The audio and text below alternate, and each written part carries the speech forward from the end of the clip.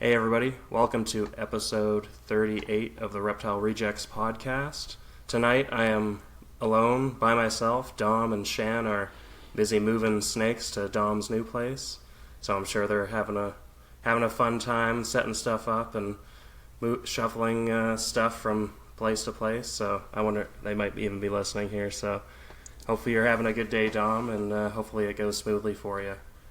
And tonight our guest is Bryan Box. Definitely an, I guess he might not consider himself an expert, but a very big West Texas herper and alterna keeper, but not just alterna, because he definitely keeps some other pretty cool species too. How are you doing tonight, Bryan? I'm doing well, Michael. How are you? I'm doing fantastic. It's a nice Sunday, it's sunny outside, and it's supposed to get pretty warm this week. It's supposed to warm up to I think 68, 70 maybe. So we'll see, because right now it's negative. Actually, it might be above freezing right now, but it's been pretty cold the last couple days and snowing. So it'd be nice for the weather to start changing. We are the opposite. We've been very warm in the 90s, and today we had a cold front blow in. We had wind gusts at about 65 miles an hour. Broke my big pecan tree in half, and we still have sustained winds at about 35 miles an hour, and it's supposed to get down below freezing tonight. So it's been, like I said, it's been really hot, and then next weekend it's supposed to be back up in the 90s. So it's pretty crazy weather down here. Oh yeah, it's definitely windy here being on the prairies, but yeah, and yeah, we get those temp swings too, right? Like it was negative 20 degrees Celsius last night kind of thing, and it's probably gonna get up to 20 degrees in the next day or two. So it's those big swings that really put stress on stuff. Whereabouts do you live in Texas? Are you in Houston, San Antonio? No, I'm in north central Texas. Oh, okay. I'm right on the Red River in Wichita Falls. It's between, if you drew a line between Dallas-Fort Worth Metroplex and Oklahoma City, I'm just to the west of that, along the Red River. Okay, nice. Is there a lot of herping around there that you do, or do you try to make your way? It used to be excellent. We've really had a decline in local herps. A lot of it due to fire ant, imported red fire ants. But I don't know what else is causing it. But there's a big reduction in herps. We're in a really good spot here because I'm on the edge of cross timbers where we have post oak and kind of a blend of prairies and woodlands, and then the Great Plains. And so in my county, I can find a good variety of snakes, both kind of what I call eastern snakes, and then some that would be considered western. Awesome. And before I forget, I should probably say our sponsor, just because that'd be probably a good thing since Sure. I'm buddies with them and just hung out with them yesterday. Actually, I was over at Greg's and went to his shop and hung out with Greg the last couple days. But yeah, we are gladly sponsored by Cornell's World, one of the leading caging manufacturers in North America. They are proudly Canadian owned and operated out of Calgary, Alberta, and they make some fantastic custom PVC cages, custom glass terrariums, as well as carrying all the essentials to reptile keeping that any of us hobbyists could ever need, kind of thing. They got herp stats to heat panels to cleaning supplies and all the other big brands from Arcadia to Zoom Ed to Exoterra. So if you need anything, go check out cornellsworld.com, as well as check out WCRE.ca, the Western Canadian Reptile Expo. The next show will be April 18th and 19th in Calgary at the Acadia Rec Center, and that should be a pretty big show. Last year it was I think the biggest show attendance-wise that they ever had, so yeah, it should be pretty fun. And if you're in southern central Alberta, come on out and check out the show, and you can also pre-book your tickets online so you can skip the line or even get your VIP access to take advantage of some of those VIP savings that they do. Or yeah, awesome. Alrighty, Bryan. Let's get into maybe let's get into your collection. Let's All right. give people an idea of what you're kind of working with right now in terms of animals. My collection is probably bigger than what it needs to be, and it's not quite as diverse as it's been in the past. For a pretty good while, I've kept mostly alterna, hognose, and then some Getula. I used to keep all locality hognose also, and I still have a couple localities with the Nascus, the western long hognose, and then Gloidii as well. Gloidii are the localities I have, and then I've got Kennerlii. And then on the Getula side, I've got Pure Splendida that are from Brewster County, and their locality match within a mile, which is hard to do out there in certain places. So they're actually from southern Brewster, what some people would call Black Gap, even though it's up around Stillwell, the northern end of FM 2627. And then I've got a couple from Tom Green County that my buddy found inside the school building that he's the principal at. And then I've got a group from Baylor County, Texas, which is just to the west of here. And I've got one of those is a pretty brilliant yellow, really nice looking snake. And then alterna, I've got quite a few. I don't have quite a few localities anymore. I've got subpopulations, that I still consider a locality, but a lot of people consider Davis Mountains as one locality. I do not. I've got several subpops within there, and then I've got snakes from Pecos County, and I've got a lot of Brewster County animals and the Culbersons. I don't have any Culberson. I've got Hudspeth County with the Wacos. Nice. And those, I know especially those Wacos, like that's like a much tougher locality to find kind of thing, because Wacos would be up around El Paso or even further No, than El Paso. they're into east New of El Mexico. Paso, Okay. but they're about as far west as alterna go in the United States anyway, and they are tough to find there. If you lived out there and you could cherry pick the nights that you went, it makes it easier, but it's still not easy. Waco's pretty crazy and pretty special to me. When I was a kid, my dad had one of the first Wacos that was ever caught. He had it in his collection. He had a reptile exhibit in Lane Tree when I was a kid, and that was one of the ones that he had in his exhibit for a while. It was gifted. He was able to borrow it and have it on display, but they ended up taking it back at UTEP and preserved that specimen. But he always thought that was a cool spot, and we wanted to find him out there. 1981, I think, 81. There was one found on the old gas line road by a kid, and one of my dad's friends ended up with it. And back in those days, we found out stuff by just calling people on the telephone, long distance. And my dad found out about that, and he wanted to see it. And so we loaded up and drove to El Paso. And back in those days, when you had 55-mile-an-hour speed limits, that's about a 11-hour drive probably. He wanted to buy it from him. But we went out there, and he'd photographed that snake. And at the time, it was probably about the 5th or 6th specimen ever found from there.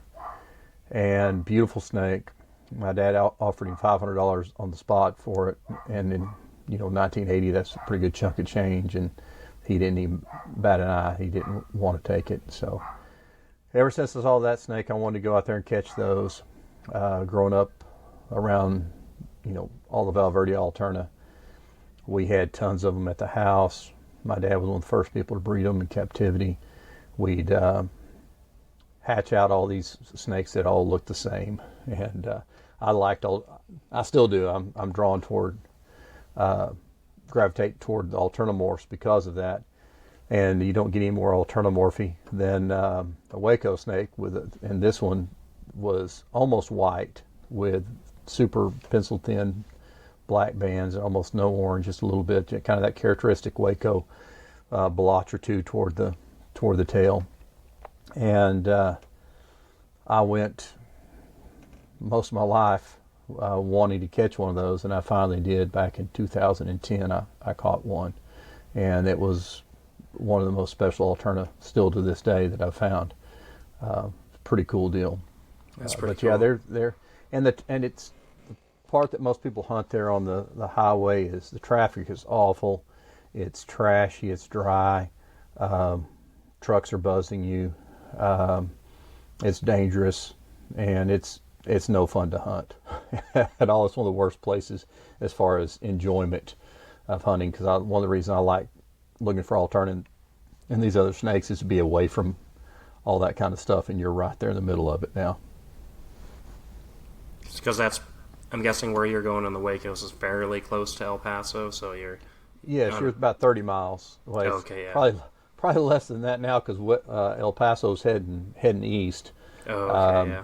There was a time where if you're hunting the Wacos, you'd have to drive 30 minutes to get anything to eat or put some gas in your vehicle or whatever, and even then it was a pretty sketchy area. And now you can drive probably, well, there's houses probably 10 minutes from where you hunt there in the Wacos now.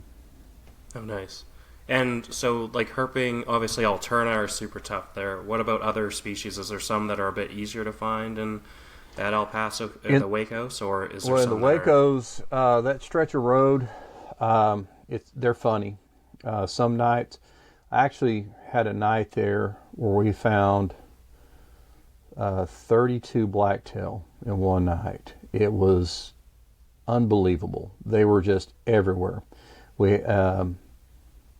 And there were storms all around us. It was one of those nights you're like, oh man, this is an alternate night. And it was not. It was a croat night, because we had blacktails everywhere. And I don't know how many of them were the same snakes. They weren't on the cuts. They were on the road. We found 2 lepidus that night, which leps are not super easy to find there either. And then a handful of atrox, all in that couple mile stretch of road. And we may have seen the same snake more than once. Back we would throw them off the road, but they could have crawled back on there. So I don't know how many were the same snake, but there was a lot out that night. The next night the conditions seemed identical, and we found just 1 or 2 blacktail that night. Other snakes there, you can find sabox there. They're certainly not plentiful there, but they're not what I would call rare. Gopher snakes, your typical snakes that you'd find in the desert. You're not very high elevation right there. Well, you're in a fairly high elevation, but you're not much higher than the surrounding plains areas right there. Okay. Yeah. Because when you go back deeper into that, kind of, I feel like maybe Craig hasn't called it like the magic triangle, but like the 3 big counties kind of thing that you can find when you generally go herping in West Texas. Like, that's definitely on the outer range of it, right? Yeah, I would say the herping is better than in all those other areas of West Texas in the Trans-Pecos than it is in right there around the Wacos. But you can find stuff, and then you can find hognose not far from there. I've never found them right there in the stretch of the Wacos that the highway passes through, but just to the east of there in the plains, you can find them pretty commonly. Nice. Is that what county would that be in terms of locality, or do you just call them Wacos kind of thing? Well, the Wacos are in both Hudspeth and they're in El Paso County. Most of the area that is accessible to people or that they hunt is in Hudspeth. El Paso County, like the old gas line road, is in El Paso County. Okay. But they've been found in both. Most of them are found in Hudspeth. Awesome. And I'm not sure if I probably don't want to hit on Trimorphodon yet. I think we can save that for a little bit further. Right. Just because I just have some other thoughts going through my head in terms of those. But so Where do you prefer to go herping in West Texas? Because it's a pretty vast range of land kind of thing, and several different kind of areas and mountain ranges, like we just talked about the Way Coast. But where do you prefer to go now? Kind of. Away from people. My favorite place ever has been Black Gap. And a lot of people have the wrong idea about Black Gap because they see these snakes that are fantastic looking alterna from Black Gap. And they go, oh, I'm going to go catch a Black Gap alterna. And they're extremely difficult to find there. One of the hardest places to find them. And I probably put in 200 nights before I found my first one there. And I've only found two. But I still love it down there because for a long time you wouldn't see people down there. And then it got really bad around COVID. You know, there were so many people out there during COVID. It just put a bad taste in my mouth because I couldn't collect or couldn't look. You know, I'm not really collecting much out there. Is that similar to maybe? Did you guys have a boom back in the 80s or 90s when stuff opened up again, or even yeah, 70s, but it wasn't Black Gap. Wasn't a boom. Okay. River Road was really busy, and then in the early years, you know, Langtree was the first hot spot, and there was tons of people in Langtree. After that, I guess Juneau Road would be the next hot spot, and then it migrated over to 277, and then from 277 it went to Sanderson.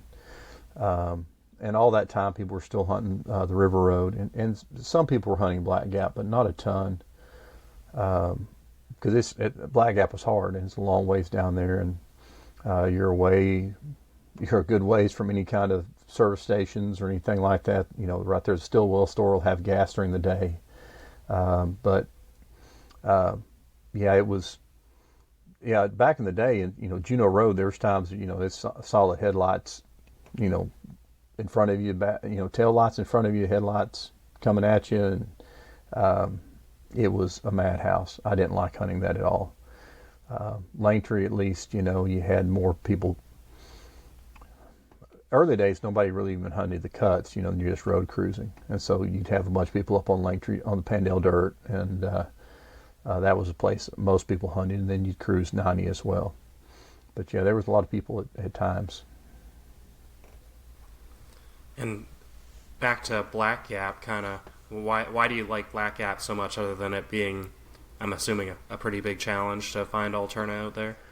Well, at this point, you know, for me, it's quality over quantity, and a lot of people wouldn't even think that some of these snakes are quality. If you look at a good sampling of what's been found at Black Gap, a lot of them are not what people would call attractive. A lot of them are what I would call ugly, but they can produce some fabulous animals, and you get a lot of variety. But I do like the area because I like a little bit of everything. I like geology, and the geology out down there is fascinating.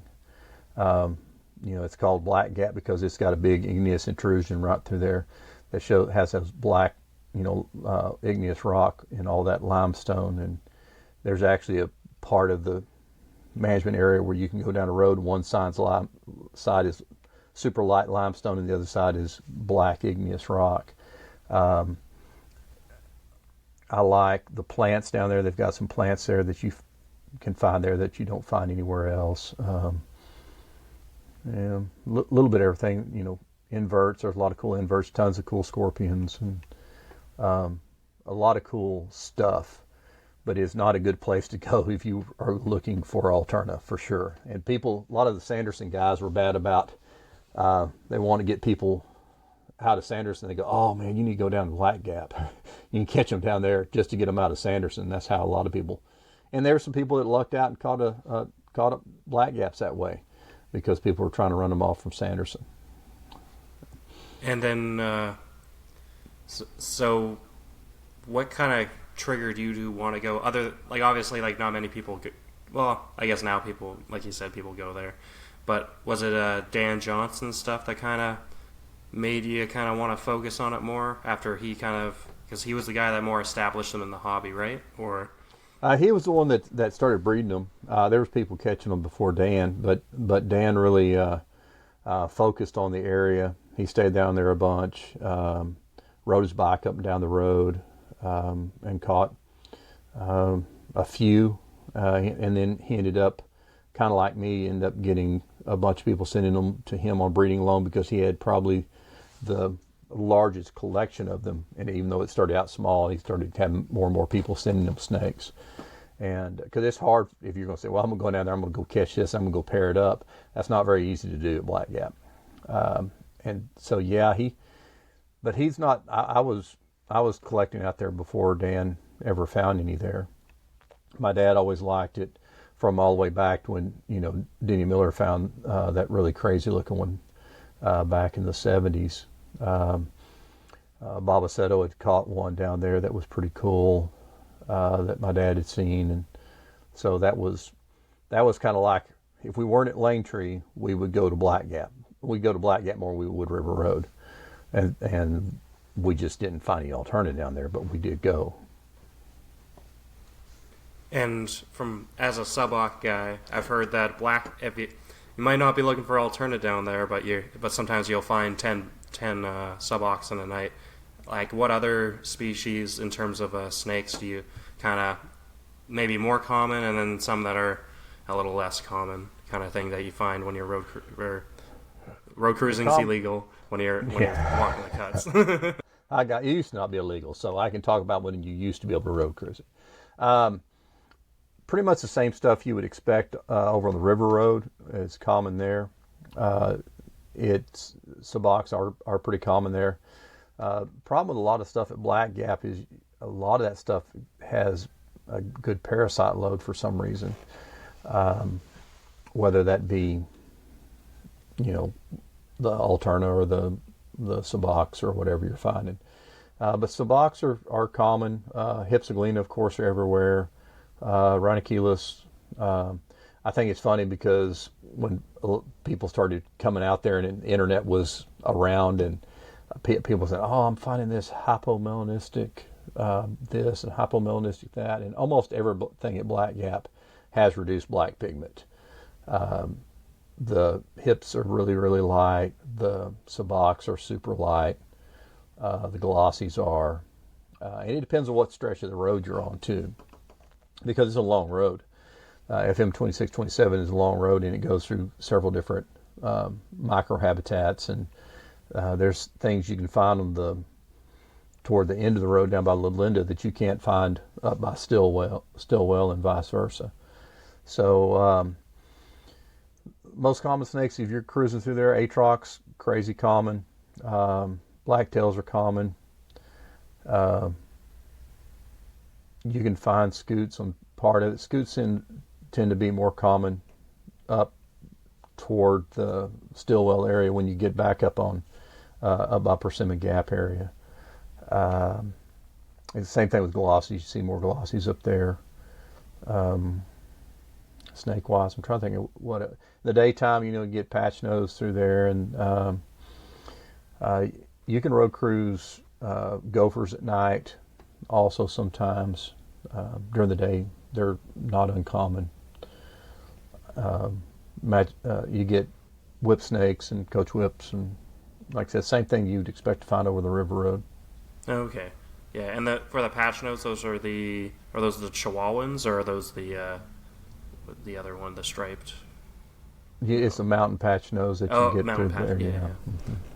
Yeah, no, those are actually like really cool because they almost remind me of not that they look that much like them, but like kind of those Madagascar hognose almost kind of. They get especially those mountain patch nose, right? They give you kind of that like weird, funky giant hognose looking like thing. Although they're obviously not, but yeah, you actually get both patch nose there. I don't know what I was thinking. You can get both there. Yeah, those Chihuahuans are neat too, right? They don't even like the way they look and act is like kind of just watching herping videos, right? Like they seem totally different kind of thing, which is pretty cool. A lot of that Southwest kind of it's pretty fascinating too, right? How an area that's like supposedly very like it's a desert, but then obviously monsoon season is kind of the key to life out there, and just the snake diversity is pretty phenomenal. Like what? Yeah, they've been missing the monsoons for a lot of years now. It's Okay, yeah. that area has been suffering from major drought for a long time, and the herping is really taking a big hit. Lizard populations are down, which means everything else, every other population is down. It's been pretty tough going. It's not like back in the 90s where people you actually kind of had a chance to find an alterna. There was Yeah. people expected to find alterna down there, and there were some found every year. And it's not that way now. Do people keep like a tally when they're going, especially to those harder localities, of like who kind of finds what each year? Or is it kind of like still too broad to kind of figure that out? It used to be pretty public knowledge. I mean, people would just share that stuff out. Very few people kept that stuff secret, and it got to be more secretive because it didn't want a bunch of people down there. And The next night there'll be 20 cars out there, kind of thing, right? Exactly. Yeah. Where they could have stayed where they were at and probably have a better chance of finding something. But yeah, that's just human nature, I guess. Exactly. But yeah, and Dan had a huge database of on his, which I don't think is active anymore, but he had a database of all the known alterna from Black Gap at that point when he stopped keeping up with that back in the mid 2000s or so. Yeah, that's pretty cool. I remember hearing, I think it was you, but then I feel like Craig has probably also talked about it on the Benny podcast he's now done, and also I do enjoy Craig's books because they like almost bring you the way he's such a good storyteller, right? Like almost brings you into being out there wherever each story kind of is, right? I'm envious of that. He's great at that. Yeah, because I know you and your dad are in the book, at least in pictures. I forget because I haven't read them in a while if you guys were actually in one of the stories or not. But because he did have an alterna chapter in the first one, I believe. Yeah. Yeah. Yeah, I definitely need to get a hold of that Pituobus book he has that just came out. I've got it on order. I guess it's supposed to go out next week, so I'm ready to see it. Yeah, I'll need to figure it out. Maybe just have it sent to somebody down in Seattle to get driven up eventually. Oh, you can't get it shipped up there? Well, I don't know. Like I think for Christmas we tried to, but then I think Bob might have stopped shipping, maybe because of the tariffs and stuff. It's like I don't know, like there's always been duties, right? Like 5% or whatever, but I think because shipping companies are kind of being adding on extra charges now just for no reason as well. It's kind of, I'm not sure. Maybe Bob's had some issues with people kind of denying stuff because I know our sponsor Greg, he's having issues with people not liking the bill they're seeing at the end when it's like, well, there's nothing we can do about that kind of thing. Yeah, that's a bummer. Yeah. But then I've had stuff shipped up, so I don't know. Maybe it's not too hard to know people down in Seattle to drive down and bring it back kind of thing. But yeah, it's definitely a needed book for sure to add to my book collection that I have underneath my TV now. Do you have any good Black Gap stories that you can recall? God. What do you want about just experiences down there? Yeah, we've done all kind of stuff down there. One of my favorites is had a friend that we had just became close, and he was a school teacher, and he's the one that actually got me into teaching. And at the time, he had just gone through a breakup, and he'd come over and buy mice from me because he had some. I don't remember what kind of snakes he had, but he had a few snakes. He wasn't a big herp guy, but he had a few. And he was over at my house buying some mice from me, and I told him I was heading out west, and he goes, "Can I go?" I said, "Sure." I said, "You need to, know what to expect, and I sleep on a lot of times. I'll sleep on a picnic table and what have you, and and I don't think he really quite grasped the way things were out there. So we had a few days where we were doing stuff, and we went down to Black Gap one night, and I was with another friend of mine that actually lived in Alpine, and that's who we were staying with. And I told him, I said, "Just drop me off here at Stillwell, and I'm going to walk. And my friend's like, dude, you're not scared out here? He goes, we're going to leave you out here by yourself? I said, yeah. And he goes, you're not scared? I'm like, no. I goes, okay. And so, from Stillwell down to the river, if you're snake hunting speed, it's going to take a long time. If you just go make one pass and back up there, and there's gaps there that's not the best alterna habitat. And so you're going to be up there for a few hours. So I was up there for a couple hours. He came back, and I had kept some of the stuff that I found, so I wanted to show to him, even though I didn't keep it. I ended up turning it loose, but I did bag it so he could see it. And I found a couple saboks, and I don't know, an emery's maybe, and long nose, and it was a pretty good night actually. And he came back and goes, you found all that stuff just walking around right here? I said, yeah, that's what I do. That's why we come out here. That's what we're doing, is look for this stuff. He goes, I think I'd like to try it.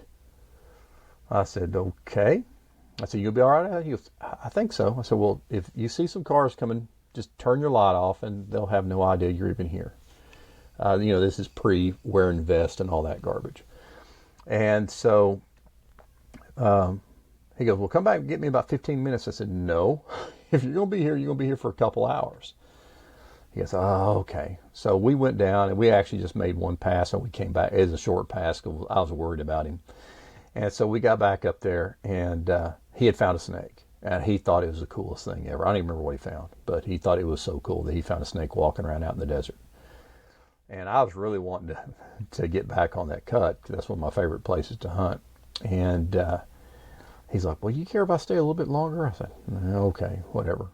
And that was back when La Linda was open, so you could drive right into Mexico and back out. And so on that road on 2627 at night, if you saw a vehicle, it was either a herper, a Border Patrol agent, or a drug runner. That's who was on that road. And it was well known. And really, we didn't ever have any problems with them because we didn't mess with them. Well, we were dropping off the hill, and a car comes up on us pretty fast, and the red and blues came on behind us. And I said, oh, okay. He gets out, and it was a Border Patrol agent. And he's like, oh, y'all snake hunters? I'm like, yeah. He goes, have you seen a brown van driving through here? And we're like, yeah, we had one drive up. He goes, well, we stopped at the Border Patrol at the checkpoint, which is a pretty good ways from there if you're heading up back toward Marathon. And the dogs went off on it, so they shook them down, and I guess they had dropped somebody off out with money and machine guns and stuff out in the desert. So you might want to watch it. Is that guy up there with you? I'm like, yeah. I go, well, you might want to let him know. So we went back up there, and we were talking to him.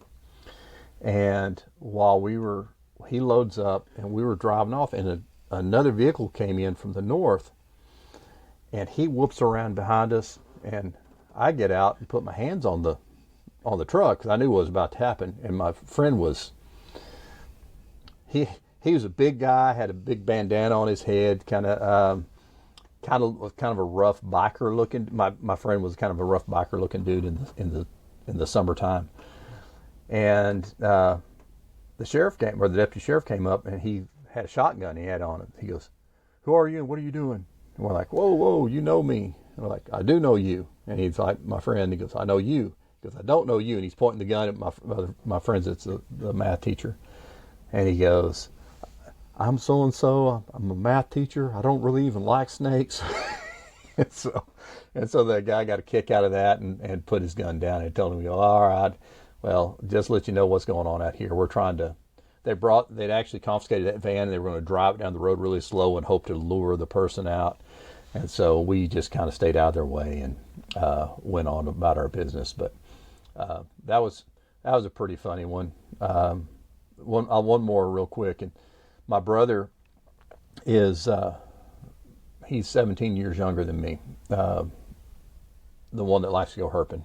And so we would take him out there, and when he was a teen, and me and my buddies, we'd cruise up and down Black Gap, and we'd stop, and everybody jump out and, see a snake. He was in the back seat, so he wouldn't even see the snake. He just knew that we stopped, you jump out. So we stopped. He jumped out one time. We took off and left him there for a little bit and came back, and like, ha ha, very funny. Well, one night we were cruising. We stopped, and we all jumped out. It was actually a snake. We weren't messing with him. We got it. Me me and my buddy got back in the car, and we took off.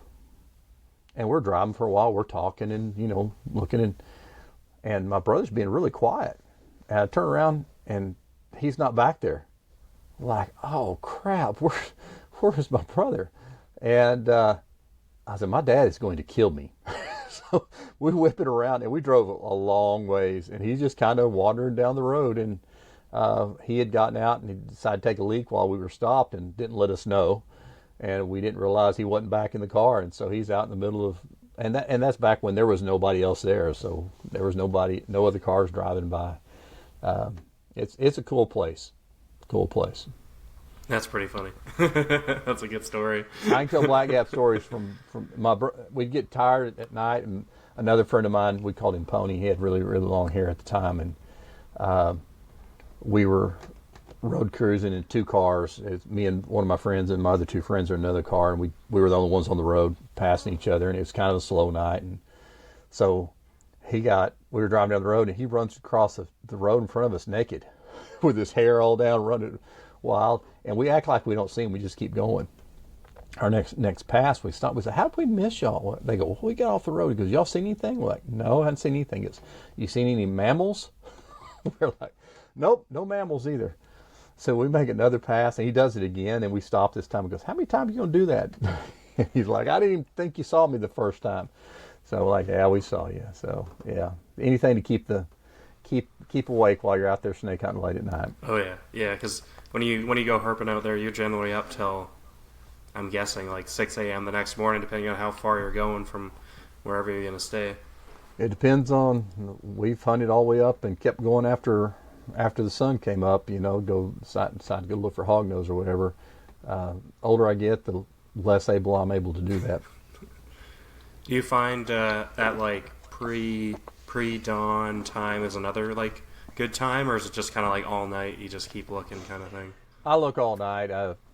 You can find snakes up until dawn, and it depends on what kind of snakes they are. A lot of people say, well, if you don't find them right after the sun goes down, and it is probably peak activity for alterna first couple hours after sundown, but you can find them. I think the latest I found them is 5 in the morning, but a lot of people were already shutting down and asleep by that time. That's another thing about the Davis is people, you can't find them after midnight in the Davis. And you're not looking after midnight if that's the case. So yeah, we'll hunt. If it's not just a terrible night, we'll just keep hunting. It's surprising how quickly the night will go by down there at the Gap.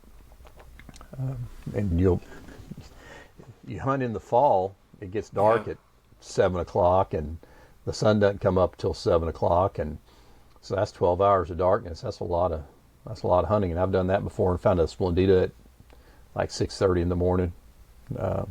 So yeah, you can find what's stuff. like the temperature out during that? Because like I think I recall that like Black Gap can sometimes be like 100 degrees still at midnight when you're walking around out there. Is that uncommon? Or? It depends on the time of year. Yeah, I've been out there at 100 degrees at midnight quite a few times. Less ideal kind of thing, or certainly.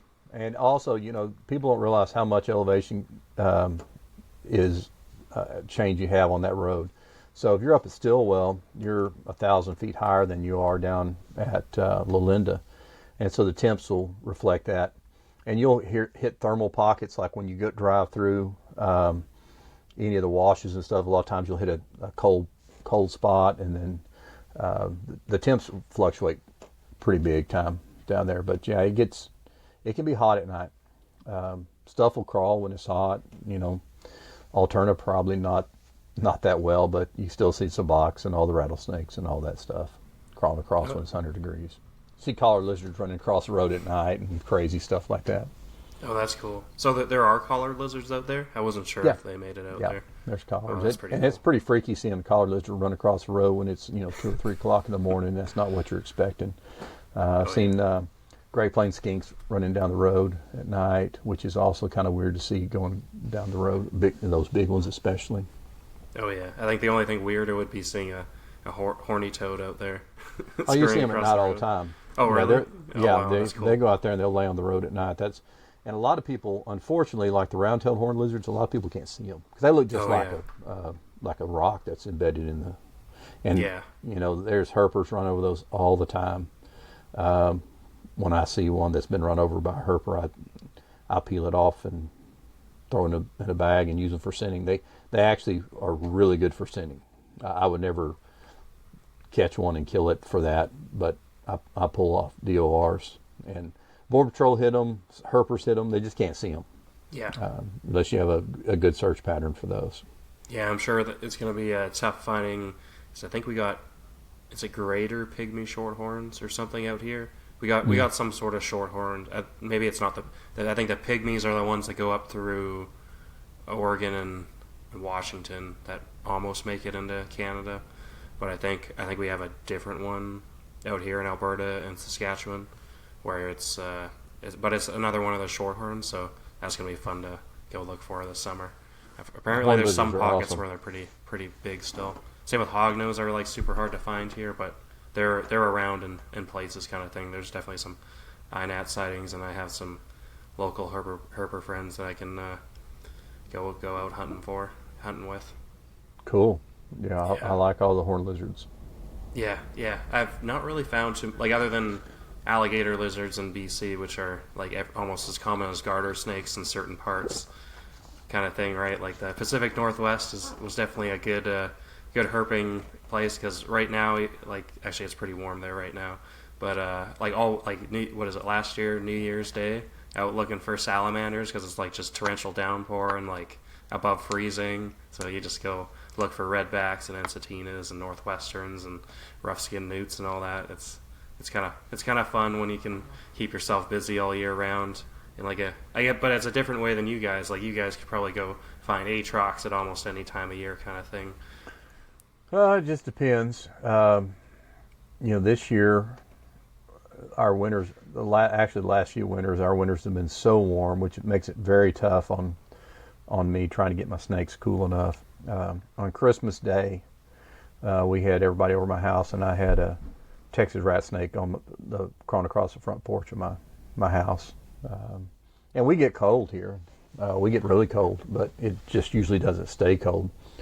We had, I don't know how many days, probably about a week, where we were down in single digits this year, but it doesn't stay cold. We also had days not long after that it was 80 degrees, so the mean temperature for winter was the warmest this year that it ever has been. Yeah. I'm sure that's definitely gonna be tough, but I have a feeling even alterna, you're probably gonna miss on some pairings, but as long as you keep the rhythm of the room going, they'll probably still kind of go. I guess the fertility might go down a little bit too, though, right? Yeah, the Davis snakes won't do well. Okay. Yeah, they need to get cold, and they need to stay cold, and I just don't think I'm gonna have much luck with them. I've got a lot of Davis snakes, and last year I had 0 fertile eggs. As a matter of fact, I didn't even have very many of them that even ovulated last year because of the warm winter. And I might have been able to keep them a little bit colder this year, but it's probably still wasn't cold enough, which is a bummer because I got some really cool Davis. The gaps will be fine. Some of the other stuff, I don't know. We'll see. Yeah. Have you thought about making yourself a brumation closet now? I know John Lasseter kind of runs a cool bot or something. I probably need to, and I've thought about it, and I keep saying, yeah, I'm going to do that. And I'm like, well, surely it'll get cold this winter, and it doesn't. So yeah, I need to do that. I need at least make a big closet that I can cool down. Yeah. Because it's tough to get my snakes cold here. Yeah, I know John's down in Corpus, so I know they're even harder to kind of get down cool, kind of being down there on the Gulf. Yeah. I was in Corpus 2 days ago. It was quite nice the first few days we were there. Yeah, I'm sure it was.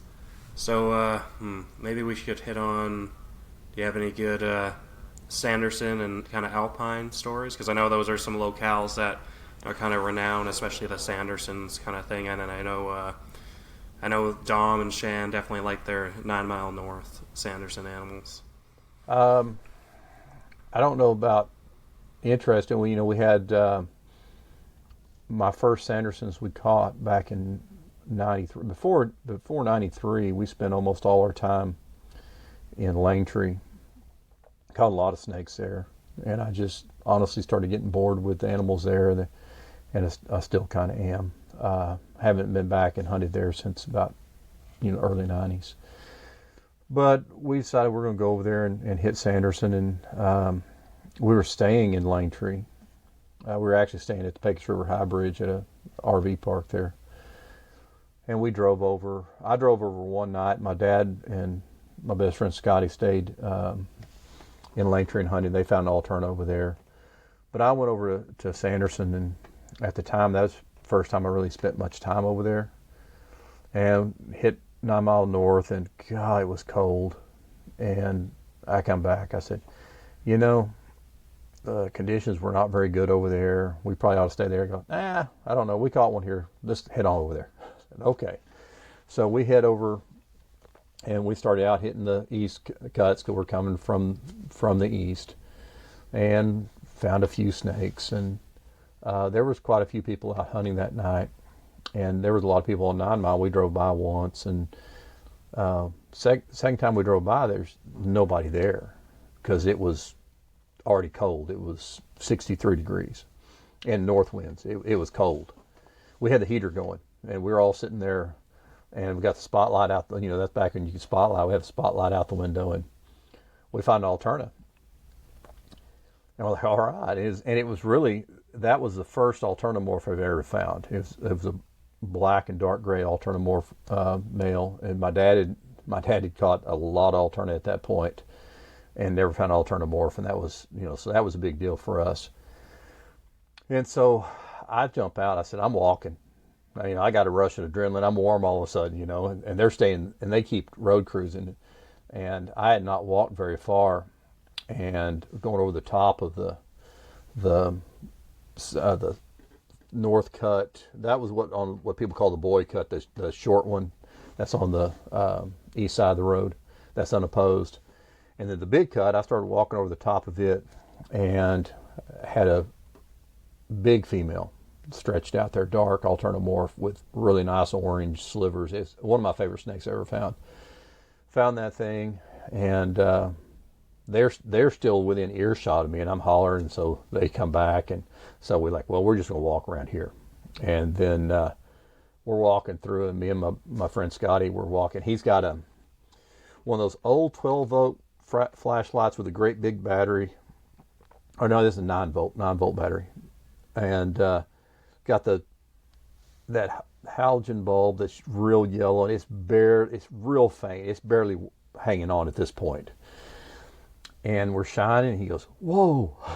And we look, and there's a really nice super light intermediate morph alterna right there. So we ended up getting 3 that night after everybody else had gone to sleep. And people were pissed when they found out, because they'd been on that cut for a couple of hours. They'd been on it for a few nights, and at the time that cut was notorious for being tough to find snakes off of, and we found 3 that night. And since then I found a couple more off that cut. But I had a nice collection of 9-milers for a long time.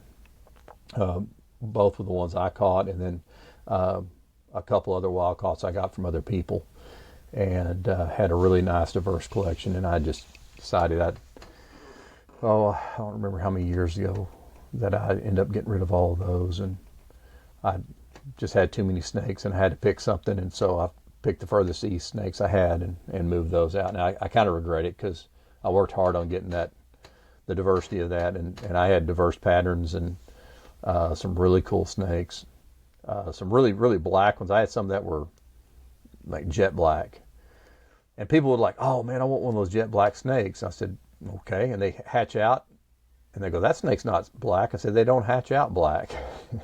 They go, no, I want a black one, a hatchling. I said, well, you're out of luck, because you're probably not going to find anybody that's hatching them out black.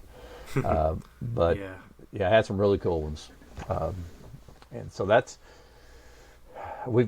other non-herp stories. We had a night out there there was a Border Patrol agent named Cervantes that was kind of infamous of messing with snake hunters. That he lived there in Sanderson, and one of my really good friends lived in Sanderson at the time too, and so he got to know him, and so he never really messed. I never had any issues with him, but we were out there one night, and two of my friends from Alpine drove out to meet us, and me and my dad were there, and we towed our Jeep. So we in a truck, we towed a Jeep, and then my buddy and his friend from California and my other buddy from Alpine all met up out there. And so we end up splitting up and go, one went north, one went east, one went west. And me and my buddy were in my Jeep. And my Jeep, the headlights were having issues, but we had really nice auxiliary beams on it. So I was just running my auxiliary beams and the running lights. And we're spotlighting and what have you. And they'd been drinking a good bit on their way from Alpine to Sanderson. And so Cervantes pulls us over. And he goes, I pulled you over because you're not running headlights. I said, well, I'm running fog lights. He goes, well, you got to have headlights on. I said, yeah, they don't work very good. He goes, well, I need to see your driver's license. I said, well, it's in my dad's truck. He's north of town. He goes, what about your hunting license? I said, yeah, it's there too. He goes, so you're telling me that you're operating a motor vehicle with no lights, without a license, and you're looking for snakes without a hunting license? I said, yeah, pretty much. So he asked my buddy who had been drinking a good bit. He goes, what about you? He goes, well, that's a funny story, because mine is with my friends on the east side of town. And he just turned around and walked away. And so we see him later, and he's got my friends pulled over. And they had, it's kind of, almost one of those comical things where they got piles of beer cans in the back, but they really did. So they had all these beer cans in the back, and he talked them into acting like they were arresting them. And so they're taking pictures with him and everything out of the road. That's pre-internet, so it didn't ever get out. And now he probably would lose his job if some of that stuff got out on the internet that he was letting them do that. But that was pretty crazy. We didn't find any snakes that night. We had a good time. Oh yeah, that is hilarious. Yeah, I don't think you could. I'm sure they're a lot more strict now out there. Like I'm sure they're definitely understanding of herpers, but definitely definitely couldn't get away with that. No, but back then there was you had a few game wardens with personal vendettas against snake hunters for whatever reason, but it wasn't systemic. Yeah. You had a few people that ranchers didn't like snake hunters shining around their place, so they'd tell the game warden, and the game warden, would go out there and mess with snake hunters. And I never had any that really messed with me that much, because I spoke to them like a human being, and I wasn't intimidated by them, and I never had any kind of real bad experiences with any game wardens. Yeah. I don't think I've heard too many like really bad experiences kind of thing, because as long as you're abiding by the law for the most part, you're pretty good, right? Yeah, for the most part. Yeah. And it's better now. I mean, it is better now, because there's a lot more accountability, because somebody can pull out your cell phone and video them doing stuff they shouldn't be doing. And I've heard stories about people having a lot of problems, but most of the problems that people had out there were with local sheriff's departments and stuff like that. And I really didn't have much of that. Yeah. So would all these stories be? So when did?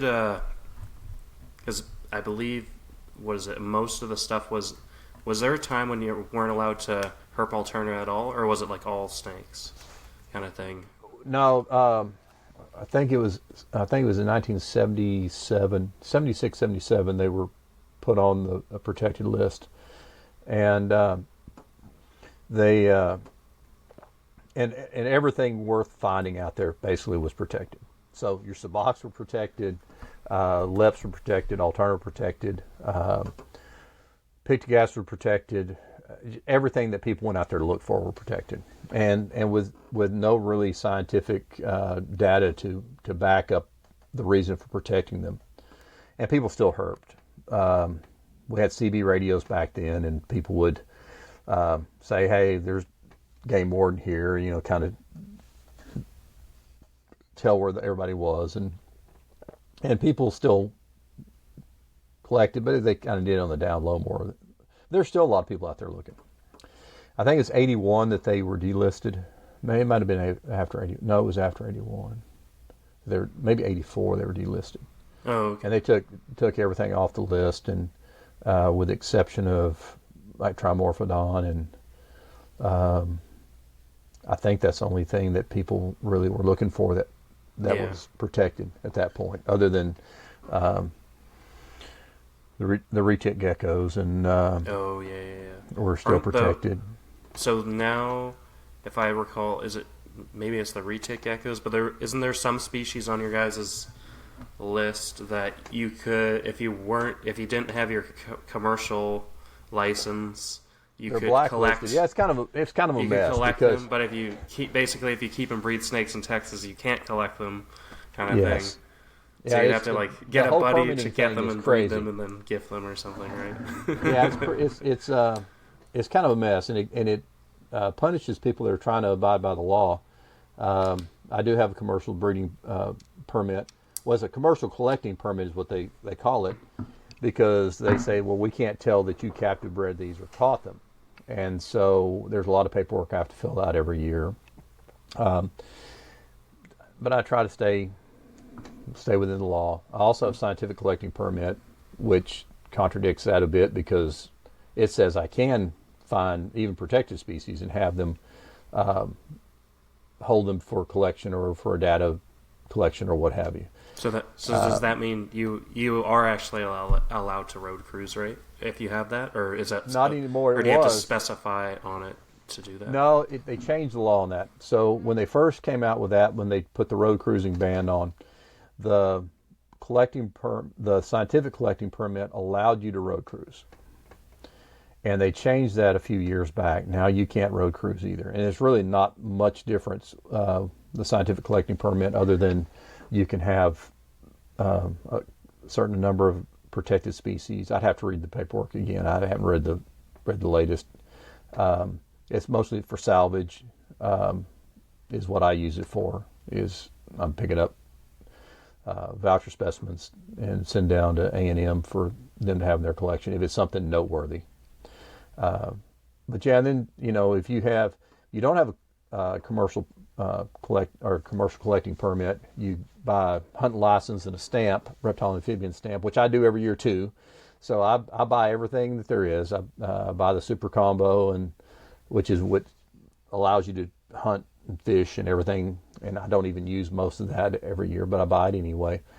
And I buy the Type 2 wildlife management area permit so that I can legally go on to the wildlife management areas like Black Gap, and I can camp and stuff there with that.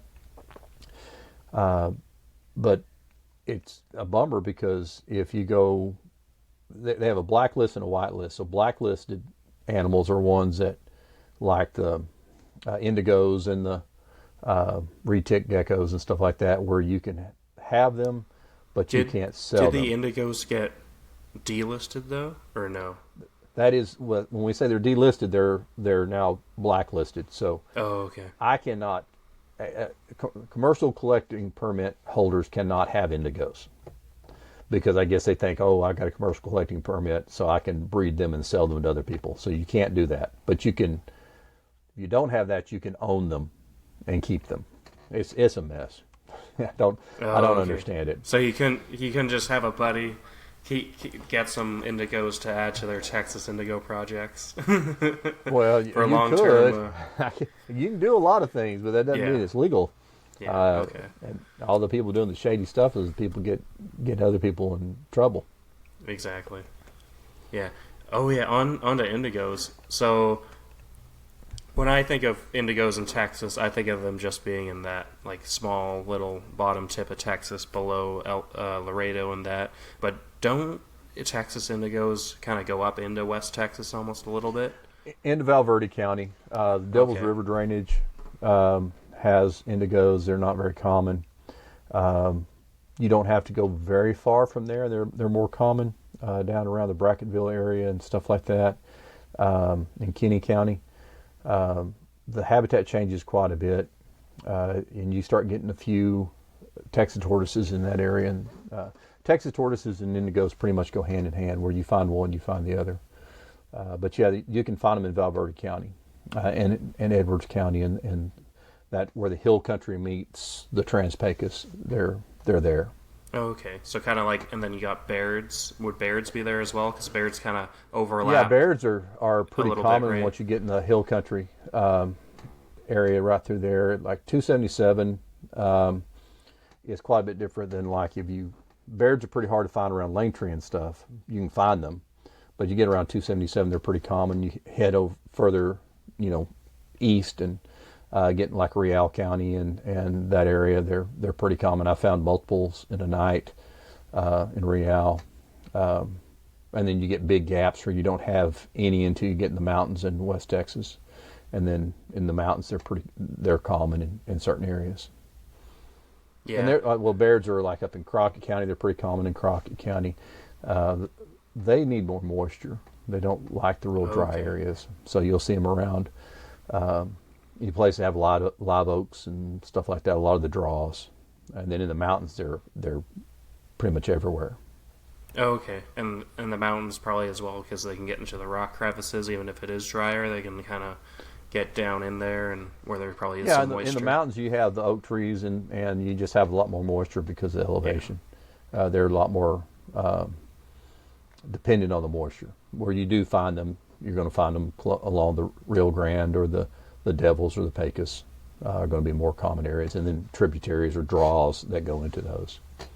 Yeah, Bairds are pretty cool. There's not many snakes that are like they kind of almost look like those rats, like the eastern rats from South Florida kind of thing, although they're different color, obviously. But then they just have that West Texas kind of thing about them where they're definitely more orangey, and you get some of the super, like some of those Loma Altas and the 277s, right? Like those are some fantastic looking animals, especially some of the ones that have been line bred a little bit. They got that silver and purple and kind of that nice color coming through. Although I think in Dusty's book there's some pictures of some really interesting, like super, like way more red kind of ones, at least I recall in the book.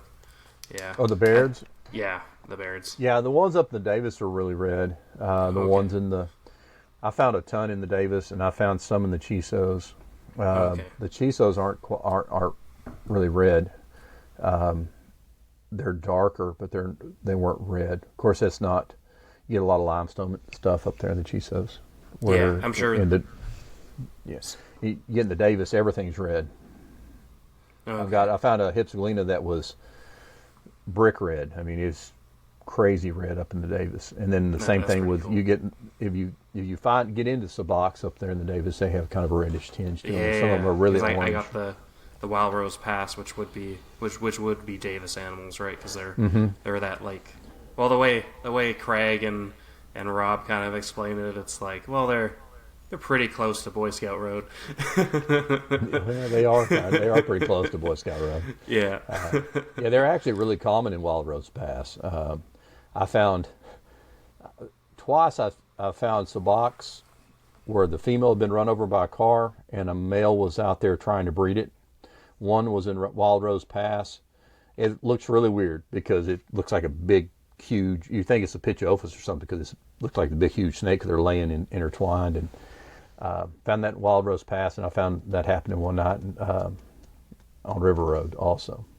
But, yeah, that orangey color is definitely prevalent. In the crevice spinies too. You can find some of those that are really red. I've got a really, really deep red crevice spiny I found. It was actually south of Alpine, but it's still that same type of rock formations. Yeah, that's pretty cool. Yeah, the male Wild Rose Pass I have, he definitely has a lot of red coming through, and I'm hoping the babies I held back are going to kind of do that too. I just love Subocs because they got some, like, those ones have the red, but even just like the H pattern, when almost the kind of maroon, it goes from black to like a brown by the end of the H's, right? and then you got the white flecking on there. Like, I don't know. To me, nothing beats a really nice suboc, but I'm sure you'd say the same about alterna kind of thing. Yes, I would. Yeah.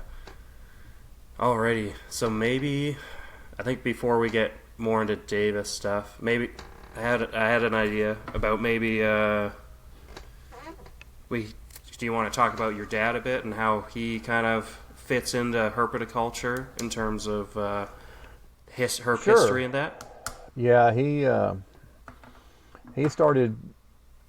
He really started with rattlesnakes when he was in his mid-teens, and I don't even remember exactly what got him to go to Langtree for the first time. But he started going to Langtree when he was in his teens and in the late '60s, and just fell in love with it. And him and his buddy, they had a Wichita Falls Snake Club, which is kind of like before there were herp societies, but not a lot of them then. And so, and there was we have a college here in Wichita Falls, and at the time it was pretty big in herps. And so a lot of the people, that professors and students, would come over there, and they'd all come to my house.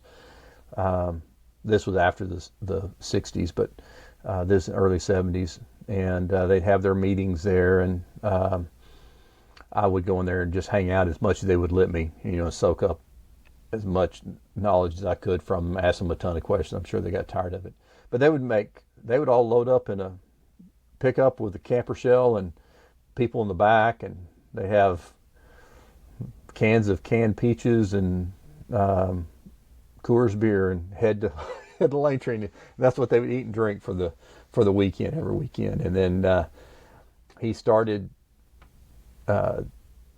He rented a building down. I think he may have bought the building and brought it down there. But he had a building that he made a reptile exhibit over by the George Roy Bean Visitor Center. And at the time, 90 was the main thoroughfare because I-10 wasn't really a thing yet. And so lots of traffic and a lot of people stopping in Langtree. So Langtree was a lot more popular than it was now for the general population, not just for snake hunters. And so he'd get a lot of traffic through there. And so he had a guy that would stay down there all the time, and he'd go down there and check on it on the weekends and what have you. And he had a lot of rattlesnakes and cobras and things that people wanted to go see, big berms and things like that, Gilas. He had a whole bunch of pre-act Gilas. 1974, I think, is when they became protected, and he had a ton by then.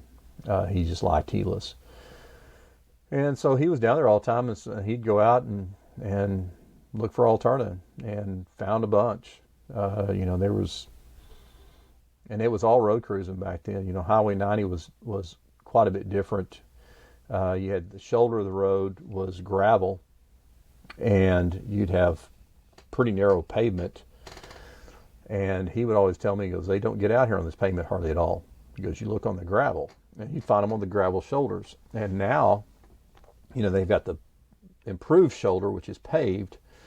And I still think there's probably good numbers of them. And I know people that have found, I have not, but I know people have found them crawling along the edge of the asphalt in that kind of the gravelly grass mix that's over there.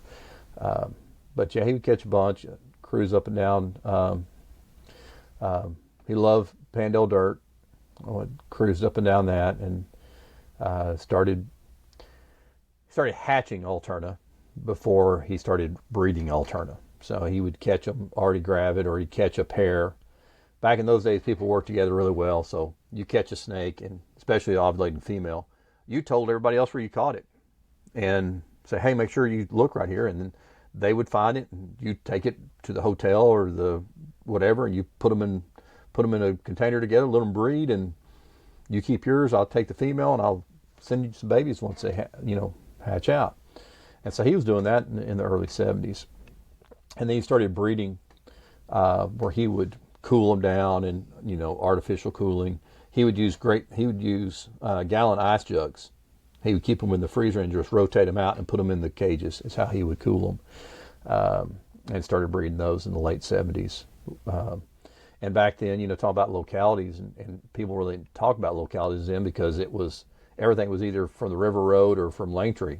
There was not a lot of localities out there. So You caught Blairs from Langtree and you bred them together. They didn't really care if one was from west of town or east of town or the dirt. They just kind of put them together and did their thing. Was it mostly were the so back then it was still Blairs and Alterna, right? Like they were both separate. They would still call them that, yeah. Okay, even though they would probably still hatch out Alterna and Blairs from either one too, right? Or did they really see too much of that at that point? Well, we weren't seeing that because we're breeding Langtrees together, and Alterna morphs are extremely rare in Langtree. Like I said, my dad has caught a lot. I don't even want to venture a number, and never found Alterna morph there. I've only seen a few Alterna morphs from Langtree, and they were pretty spectacular. But they're just not very common there. So everything we're hatching out were all Blairs. We'd get excited we get an intermediate morph because you don't see intermediates there very often either. But if you're breeding them to something from a river road, and I hate to say that, but my dad did that when we were first starting because, like, oh man, you got this. They called it Luna Vista back then, where it was right there at the Christmas. He had a Luna Vista snake. Really cool looking bow-tied snake, and he bred it to several of the Langtrees and got these crazy looking babies. Some of them looked, well, not very many of them looked like anything we were hatching out, so we thought that was cool because they were different. But if you're catching stuff over in Juneau or where Alterna morphs are more prevalent, or back then nobody was hunting 277 or not very often, it was kind of an accident if anybody found one over there. They were just driving through. But Juneau started being a thing, late 70s, early 80s. And what was he keeping the Alterna in? Was he just doing fish tanks, or was he? Did he use racks back then? My dad was a craftsman, and so every cage he had was wooden, and it was all built by him. His Alterna cages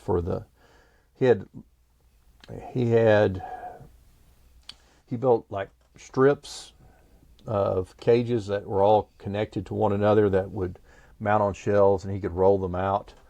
And he used a lot of those whenever he had his reptile display, because had a glass front. Everything else was wood, had 1/4-inch mesh stapled to holes that he'd cut out, and had lights, incandescent Christmas light looking things in there to light them up. And he kept everything in wooden cages. And he sealed them. He kept his Alterna on potting soil, and he cleaned his cages with pine sol is what he cleaned his cages with. And that's just how he kept it. And everything looked really nice, all his cages did. Wasn't a bunch of aquariums. Now, we had some aquariums, like when we were at my old house, when he had his big snake room, we had some aquariums. But even back then, he had almost everything in his wooden cages that he built. That's pretty cool. That almost reminds me of like how kind of Craig does that with, like, nowadays, even with his collection and handcrafting all the cages and that kind of thing. Especially very similar. Yeah. Did Craig steal it from your dad, and now he's just making it his own thing, or no? I don't think so. I think Craig's just an incredible craftsman as well, and just wants things to look nice. I wish that I had those skills and had the room to do that. I kind of like to reduce my collection to the point where I could have some nice display cages like that. I just don't have room for them. I love them. I loved the way my dad's snake room looked. It was really nice. Oh yeah. And he had a bunch of pre-act Willard eye too, and they were all from the same mountain range, and he kept them all in one great big 4x4. It was 4x4x2 cage, and had great big pieces of lava rock in there, and it looked and he had basking spots, and it was really cool. And they bred in there and everything? Yeah, he had some breeding. That's cool. That's pretty cool. Yeah, you don't see I don't think too many people really even keep Willard-eye, right? I'm guessing you're not in the venomous hobby right now. No, my wife was not real thrilled about me having those with my kids here, and um, I love hots. Um, when I would find something cool, I would bring it back and give it to my dad. My dad still kept hots up until pretty recently. He's really not in good enough shape to be messing with that kind of stuff anymore. He's getting old and lived a rough life, and so I don't pick up hots anymore. I love them. I love seeing them. I love photographing them. But I don't keep any. I have in the past. I used to keep Lepidus. I love Lepidus. They're one of my favorites. I'm guessing but I don't keep any hots. So when you, I'm sorry. what's your favorite locality of Lepidus to go look for? That's a tough one to pick because they're all cool. I'm partial to the limestone snakes. I know a lot of people like those pink leps, and they're cool. But the Davis are so incredibly common. Man, you get some good variety there. But there are some really cool ones in the Davis. But I like the great big, super light ones in the eastern part of their range. And then I love the ones. There's some cool ones up in the Guads. I've found some really cool ones there. And then the Wacos are one of my favorites, and they're pretty variable there as well. I like the ones that you get a gold stripe, gold dorsal stripe. Those are cool, and they're not very common to find. But I love all of them. I like the diversity.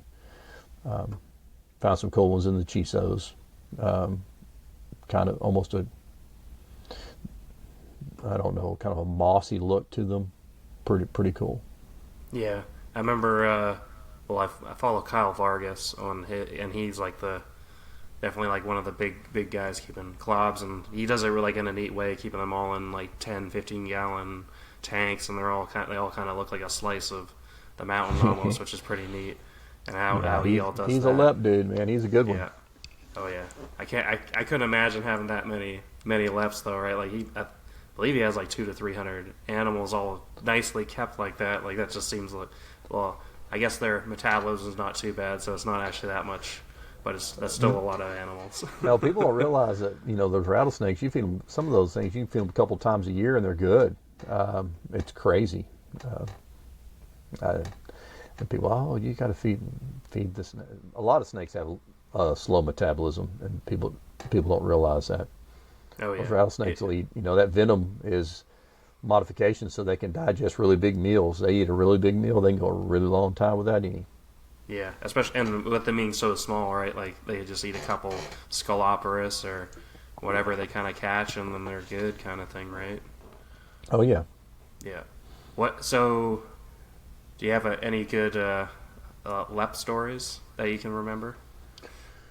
I found my first Lepidus when I was 9 years old. My dad, my first one that I found by myself when 9 years old. My dad had found a Lepidus off Juneau, and it was gravid. He took it home, and it had babies, and he took all the babies back out there to turn it loose. And he was helping me climb up to the top of this ridge, and I found my first Lepidus there. I was like, oh, rock rattler. And he goes, well, it damn sure is. I'd find a lot of hots when I was a little kid. My dad was always real paranoid that I was going to get bit, but I was, knock on wood, I still not been bitten by a venomous snake, and he has quite a few times. And so, and he's always preached to me about, being careful, what have you. I haven't been bit yet. Other Lepidus, I've flipped some, which is kind of cool to flip a Lepidus. I flipped, 4 or 5. I flipped one in the Davis one day, and I had my daughters with me. Me and my buddy were up there, and we had our kids with us.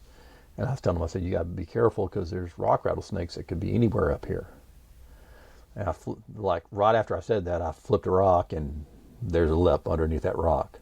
So I like it whenever I look like I know what I'm talking about. So it doesn't happen all the time, but it does happen occasionally. Oh, and my brother broke a rib in the Wacos going up to get a lepidus. So it was at night we found all those rattlesnakes, and there's a It wasn't super high up, but there's a couple cuts there in the Wacos that are they're just kind of a steep, crumbly rock cut, and there was a lepidus up. I don't know, he's probably 20 feet up there, but it's not straight up. It's at an angle. But he gets up there to catch it, and on his way down, he goes to hand it to me, and he lost his footing because of the rocks there, and he fell and he hit one of those rocks right in the rib cage and broke his rib. And so we're kind of old school and kind of rough on each other, so we gave him a hard time, called him a sissy and everything, and he ended up getting x-rays and he had broken his rib.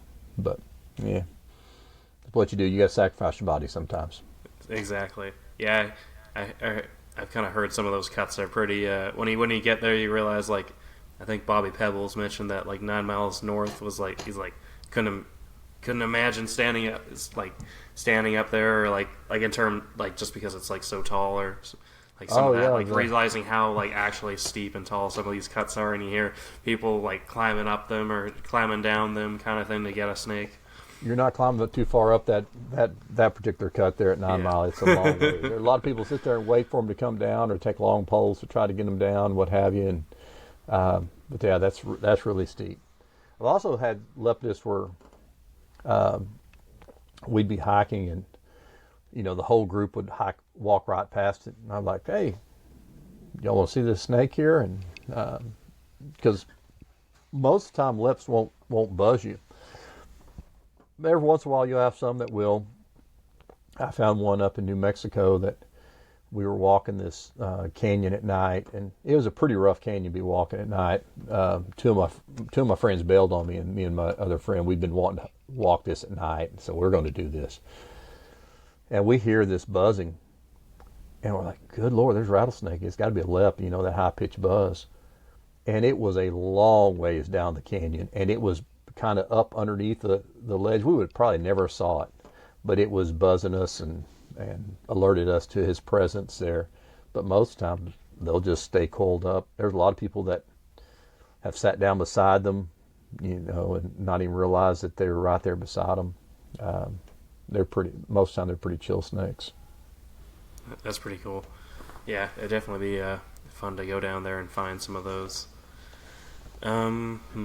Maybe we can take another break from the stories and go hit on kind of how you keep your collection right now in terms of alterna, and maybe in a little bit of like the hognose as well. Kind of, are you more like I'm guessing you're more of a rack keeper? I keep everything on racks. Yeah. I have too many snakes now to not. I keep them in iris tubs, and then I've got racks that I built myself, and they're. I don't use any kind of belly heat or any artificial heat. Everything's ambient room temperature. I keep my alterna and my hognose. I keep them pretty much the same way. I use sand chips. I'll do a layer of sand chips about 1.5 inches, 2 inches deep, and then I put paper towels on top of that. The selected size paper towels fit perfectly in those iris tubs, and then I'll have a hide box that has the Reptichips, the coconut Reptichips that I keep damp in there, and then I have disposable water bowls in those 4-inch PVC end caps, and that's how I keep them. They can they don't really thermoregulate that much because I don't have much of a gradient, but they can pick their humidity level, and most of the time they're going to stay in that moist hide. Okay. The hognose will too, which is kind of surprising. But hognose stay buried up most of the year until you get big rains, and then they come out. their skin's not quite as leaky as as any lepidus. Those lepidus have very leaky skin, so they love those moist hides. But since I started doing that, and I have a lot of ventilation, have a lot of holes drilled in the side. I do not do lidless systems. I have lids on all mine, but I do have a lot of ventilation holes because that's really important with those hognose and with alternatives. You don't want to have respiratory problems from the humidity built up. So when you say ambient, are you is that like anywhere from like 78 to like 82-ish, or? Yeah. So I decided I was going to sell hognose, and because I retired recently, I'm like, well, I'll supplement my income with hognose sales, and then the hognose market's kind of flooded at this point. And when I started trying to do more hognose breeding, my alternative breeding suffered because I'd keep them warmer. And I really need to be keeping my room cooler or have them separated, because the hognose do better mid 80s and the alterna do better in the upper 70s. Now I do have, I keep my hognose a little higher in the room and the alterna a little bit lower, and they tend to stay a little bit cooler like that. I've got several different thermometers in the room and kind of play it that way with musical cages by temperature. And I keep them down for a pretty good while during the winter. I started getting them up earlier because I had a guy buying hognose from me, and he would buy. I don't like selling. I'm not a salesman, and so I had a guy that would sell snakes for me, but he wanted them all early enough that he could make them for the Daytona show, and he would sell all the hognose. So I would just send them all to him, which means I had to bring them up earlier. I started bringing my stuff up in early March then, and I'd never done that before, and it really hurt my alterna production. And so this year I'm keeping my stuff down longer because I'd rather produce. I'm trying to sell off some of my adult hognose and keep just a few, and try to get back to producing more alterna, because that's my main love. Yeah, for sure. I think yeah. Like, are you thinking about maybe doing, like, you have some Splendida too in that, which probably falls straight into the kind of the same nice colubrid kind of keeping. Is there any species that you kind of want to play with now? Like, even seeing, like, I know Rob and Craig have made a bunch of Algama recently and stuff, and I know we had Bill Hughes on earlier, and he's doing some nice, like, California localities Zanata stuff as well. Are you thinking about maybe doing some other lamp stuff? Honestly, I'm trying to reduce my collection so I can spend more time in the field. I like being in the field. If you ask me am I a snake breeder or a field herper, I do both, and I do both pretty well, but it's hard to be really good at both, because if I'm doing my breeding the way I should, I'm not in the field when I need to be. And I'd rather be back in the field. I mean, I'm getting older, and I also don't want to kick the bucket and leave my wife with a couple hundred snakes that she's got to figure out what she's going to do with. And so I'm trying to reduce my collection quite a bit and spend more time in the field. I love all that stuff. Honestly, one of my favorite snakes are the Pitchophis. I love all the pits, but they just take up so much room and eat so much and drop such huge turds, and but I love them. I've always loved them. I love their personality. I love finding them in the field, and I've kept them in the past, but I just don't have the room for them. And I would probably, and I don't collect a lot of stuff anymore. If I'm not going to bring it in and breed it, then I don't collect it. I wouldn't mind having a Pitchophis or two if I got my collection down smaller, because that's another one that you don't have to feed very often, because they'll eat big meals and they're good for a while, unless you're wanting to get them, unless you want to power feed them, get them huge. Exactly. But yeah, I found mine are, like, honestly, you can probably get away with, like, the males. You can definitely feed, like, when people, I remember hearing, like, sometimes people, you can feed them like a large rat every 7 days, but it's like, no, like, they put on weight pretty easily, and like the males, And they also go off food a little more during breeding season, like right now. But like you can just feed them small rats every kind of 2 weeks, and you can always like. I never really keep a full-on schedule. It's more like 1 week you feed them once, and then maybe you give them a couple weeks off, and then you feed them a few weeks in a row, and then it's kind of like that. This is how I like to kind of keep stuff, because I'm really like even my male suboc, like he got pretty big last year, so I think I'm just gonna cut down to feeding him quite a lot less than I was, kind of thing. With your and so going from that into like alterna, how often are you kind of feeding those guys? Or It is depends. it like a 2 week or just kind of all over?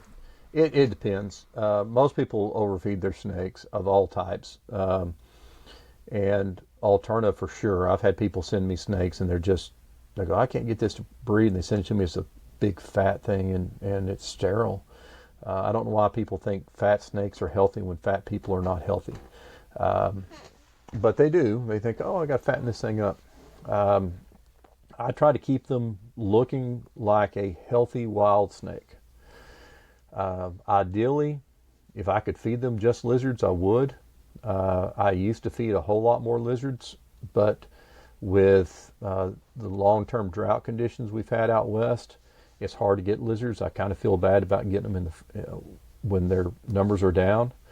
When you feed an alterna lizards, they just look different. They look like they do in the wild, because they just don't eat mammals much in the wild, especially the western localities.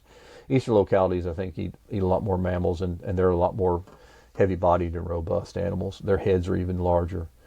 But I feed.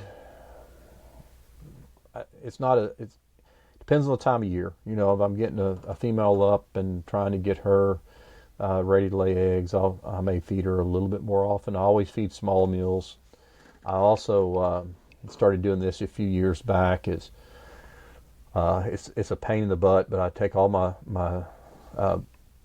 feeders, and I take surgical scissors, and I'll make like 5 slits down the middle of their back, so they can get those digestive enzymes inside there and digest all of it. When I started doing that, their turds started being a lot smaller, and the snake, don't have regurge hardly at all.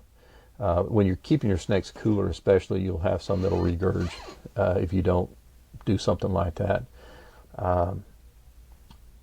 The younger snakes, I'm feeding them small meals, sometimes twice a week. Whenever once you get a hatchling that will eat, about every 4 or 5 days, I'll feed the hatchlings, just in case they decide they want to go off feed. But they usually don't once they start feeding.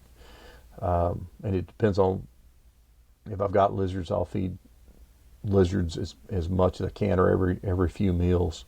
I think that's really important for good egg production. I think it's important for the males to produce good viable sperm, and so I try to feed at least some lizards every year. Have you tried breeding the scalopers at all, or any of the lizards? More room? No. I can get medgex off my house really easily. I worry about getting medgex in certain places because of insecticides and that. Yeah, most people spray. I don't, and I don't have people around me that do. So I also harvest tails. So I'll go out and catch the adults. I'll pop their tails off and let them go, and let them regrow, and I'll feed those to hatchlings. That makes a really nice meal for them. And I get lots of hatchling geckos. So babies, I'll feed as many lizards as I can. The adults, I don't. But there's people I've been able to get feeders from, especially if you get some whiptails. I will take one whiptail, and I will make 6 meals out of that thing, because I'll do the torso, and I'll do the legs, and I'll do the tail as supplement to a small mouse or something. And just doing that makes a big difference from what I've seen. And I like to let it go as long as I can. And when they're frozen, sometimes I'll just slice them down the middle and feed 1 to 2. I try to make it go as far as I can when I feed those. Do you like to freeze them for like a long time? Like I put how them do on you dry try to ice. Oh, Yeah, I okay. put them on dry ice. I get them really cold. Oh, okay. And So that every does a time I good get, job at. yeah, it does. Every time I get my shipped in, I take whatever lizards I have and I sandwich them between two of those blocks of dry ice and get them really really cold, and then I put them in a area saying, okay, these have been really really cold for 5 days, and I haven't had any issues. Now I'm not saying that my snakes don't have any type of parasites, because they probably Yeah. do. Most snakes do. Most animals do, and Exactly. it's if they're kept sanitary, and I've never been a person that gets a snake in and going to hit it with flagyl and everything, and just wipe out their gut. I know what that does to me when I take antibiotics and what it does to my digestive system.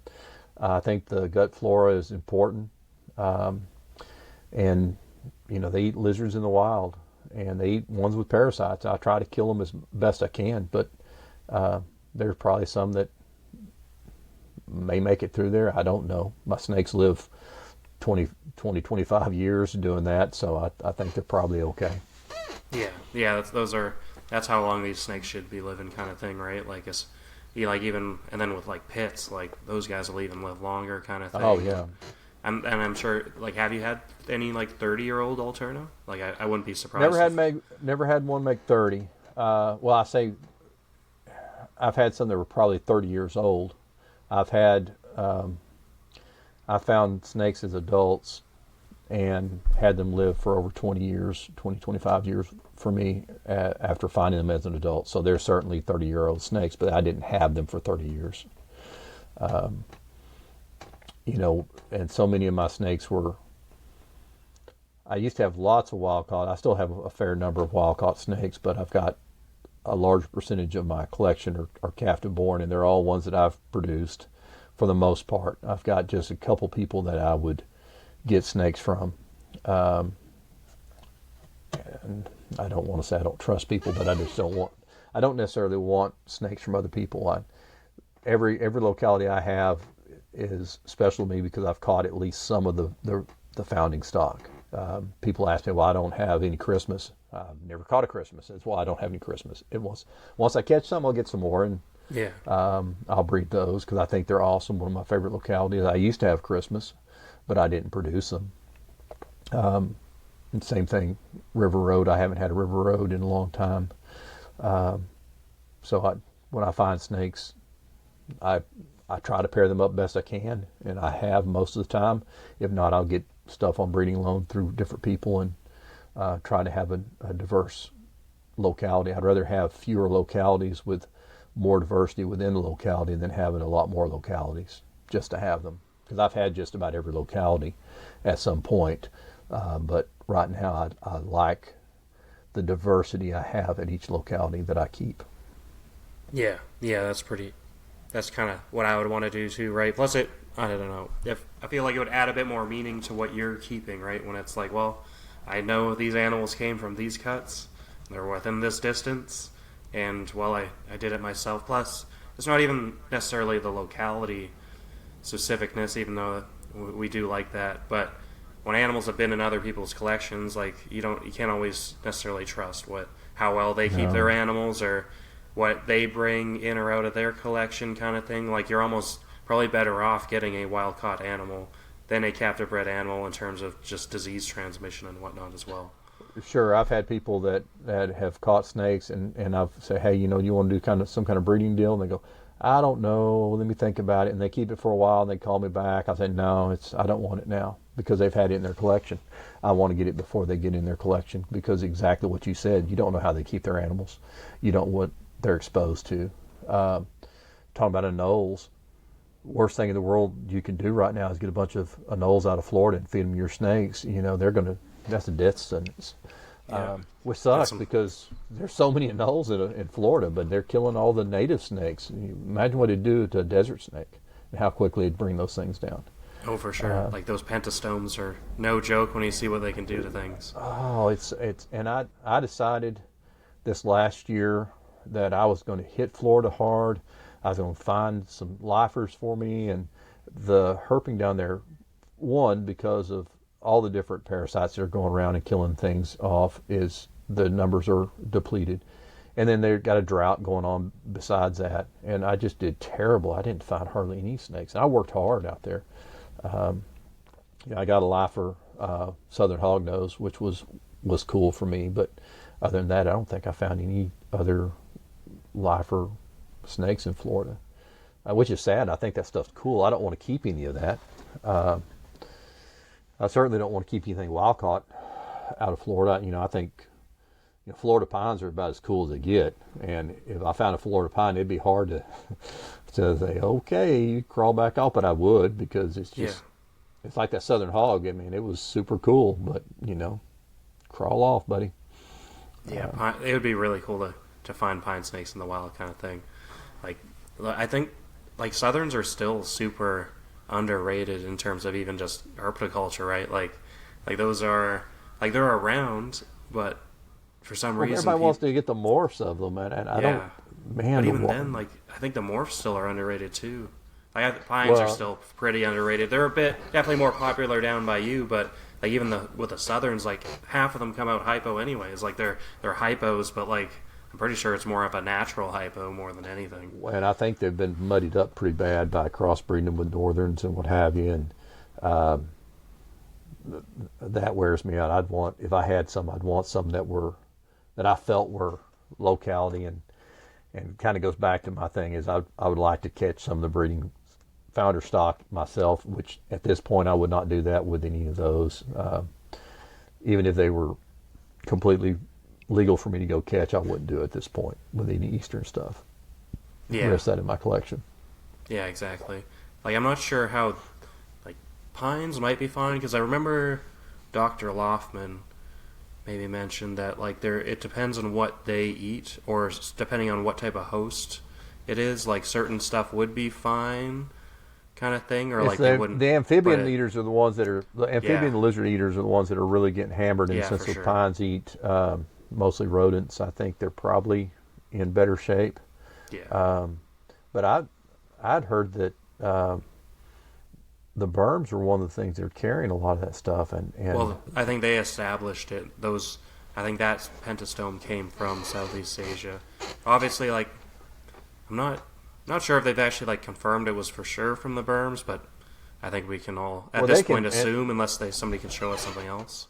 I'm no expert on that stuff. I've read quite a bit about it since I've been out there, but it's my understanding that since they're just so massive that they can live with them as kind of also an intermediate host, whereas your southern hogs and your especially those pygmies are just getting annihilated, which is sad. I was lucky. I had I know people used to catch tons of pygmies, and they've been tough for me. I did get a nice stretch of road where I found a half dozen one night this year, but that was cool. But man, they were just hard to find this year too. Yeah, for sure. So do you have pygmies out by you, like western pygmies, or are you just too far west for that? No, I'm in a really cool area. So I can't find them right here at my house, but I can drive an hour and find them. They are the westerns. They're beautiful. They've got the bright gold stripe and really, really nice western pygmies. And then I can drive a couple hours up north, kind of to the northeast, and find them in Oklahoma too in good numbers. But I can drive an hour from my house and find them. Same thing with cane breaks or timbers, whatever you want to call them. I still call them cane breaks out here. About a little over an hour from my house, you can find them, probably an hour and a half. And then I can find right here, western Massasaugas used to be incredibly common. They're not as common now as they used to be, but you could, in the fall, you'd find 25, 30 in a night sometimes, and that's one that a lot of people want to come see. But they're common in this particular area. We have atrox, of course. I can go east to the southeast. I can find cottonmouth and copperheads. They're not right here where I live. Right here in my yard, I've never found a hot snake in my yard. I found a lot of snakes here. There used to be a den probably a half mile from my house when they had an old railroad through there, but they've buried all that stuff, and I haven't seen even a DOR in a long time. And the Masssagas, I've never found one right here, though they probably have crawled through my yard since I've lived here. That's pretty cool. I definitely like even just living in Canada. It'd be cool to head out east and go find some easterns in the wild, kind of thing. Like, because I know there's some good strongholds still out there. They're definitely not easy to find necessarily, especially in that habitat. But it'd be really cool to find some eastern Massasaugas up here. Oh yeah, I would love to see one. I Yeah. looked for some in Ohio. I used to work for a company when I was teaching. I would. It was a great job for a guy like me because they would fly me all over the country, and I'd go work weekends working with students for prepping them for environmental science AP exams. And we'd do a morning study session in the afternoon, and I'm free, and so I'd go out looking for all kind of critters, and that I looked quite a bit for eastern Masssagas up in the Ohio area and Pennsylvania and stuff. I wasn't able to find any. Yeah, they're it's definitely tough trying to find them, kind of thing. Have you ever found northern pines? You ever get out No, to Jersey? No. No, I haven't. No pine snakes. I've looked for Louisiana pines a lot. You know how that goes. Been in habitat. My buddy nearly got murdered when we were out there. We were in Wood County, Texas, which is the closest spot to here that they've been found, and it's been a long time since they found it in Wood County. But we were out poking around, and the fence was down. There was no like real fence there, and we were out looking in the woods, and we saw somebody drive by, and so my buddy dropped the snake hook and acted like we weren't doing anything. So we got back in the car and driving because I got to get that hook. So he hopped out, and I drove on down the road, and they doubled back and parked, and they had some Rottweilers, and they sent them out after him. And I don't know, they're cooking meth or what they had out there, but it was an operation, and they took my buddy out into the woods with a shotgun. He thought he was about to get murdered. I pulled in to turn around to go back to get him, and a truck pulled in behind me, and he had a gun on his hip. And luckily, somebody was trying to come out of that driveway. I drove back and picked him up. But East Texas is a little different, so you got to watch where you're going out there. Those folks don't take too kindly to strangers out in their woods. No, that doesn't sound like it. That's definitely a bit of a scary story. Yeah, and I've looked for black pines a bit, and then southerns haven't stumbled across. No pines for me. Yeah, all the gophers and everything. Tons of gophers and bull snakes, and I found Pacifics and Great Basins and Sonorans and all those. Yeah, but yeah, none of the pines. Yeah, I found some in the Okanagan because I used to do the Okanagan trips out in the summer the last few years kind of thing, and definitely find a lot of Great Basins out there. So it's really funny though how small you realize baby gophers are when they hatch out. Like they're like a baby corn snake. Like Yeah. you think Pituophis, you think, oh well, they're all like pine snake babies. No, no, they're pretty tiny. Yeah, And bull snakes are funny because some of those bull snakes hatch out huge, and then some of them hatch out small. yeah, But it seems like the further west you go, the smaller those babies are. yeah. I think actually Dr. Loftman, he's been doing research out in Iowa for hognose. Well, I think it's just a project in general with snakes because they put it on. But basically, that project is being funded by Colubrid Fest, which they started a couple of years ago, which is like a colubrid only kind of reptile show kind of thing. I'm sure you would have a good time if you went. I think even Craig's heading out this year. I think they got John Michaels, they got Jason Nelson. They start going out to it, so it looks like a really fun event because they spend all of Saturday just doing talks, and then Sunday is the only day of the show. So yeah, one day I need to make it out to that. But They used to have a show here in Texas. The East Texas Herp Society used to do a show and a sell And that was my favorite to go to because it was kind of like known as the alterna show because you had all the alterna folks there. And by the time the sale actually started, all the good stuff was gone because you're swapping in the rooms, and it was a lot of fun. I miss that they don't have that anymore. That's the only show I really made sure I went to. Now the shows I've been to, it's a bunch of stuff I'm not interested in, and I would be scared to take my snakes there and have them out there and then load them up and take them back into my house, and it's just Yeah. that's I part I definitely don't feel you like. on that. I don't like the selling and the. I know I've got to, and I have sold lots of stuff, but that's not my strong point. I can catch. I'm good at catching stuff, good at breeding stuff, not so good at selling stuff. Yeah, I feel you on that. Like, I almost rather sell my buddies' stuff, go hang out with them for the weekend at their table, and sell their stuff for them. But I don't necessarily love bringing my stuff. It's like if I bring my stuff, it's just not coming back. Like, I'm just getting wholesaled if I don't sell it that weekend, kind of thing. Yeah. Yeah, I think. I think. Well, that show would probably be fun for you just to hang out for the weekend, kind of thing. But yeah, no, that project out in Iowa that's being funded purely from that, so they don't have to worry about any other funding from government agencies, kind of thing. Is what is it? They were able to pit tag a whole clutch of bull snakes that they lucked out on last year, and I think they were able to like kind of reprocess a few of them, and like they went from being neonates to like 3 feet long in less than 12 months.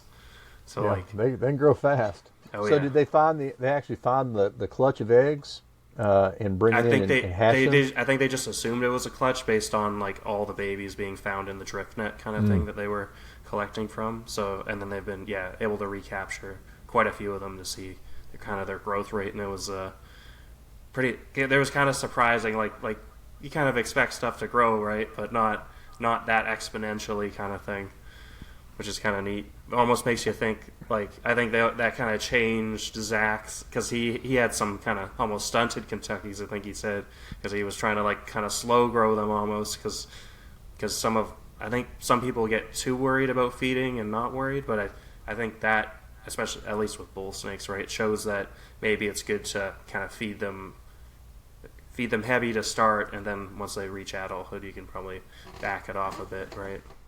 Yeah, it's funny. I hatched out a bull snake one year, and I wanted to see how big I could get in a year, and so I fed it.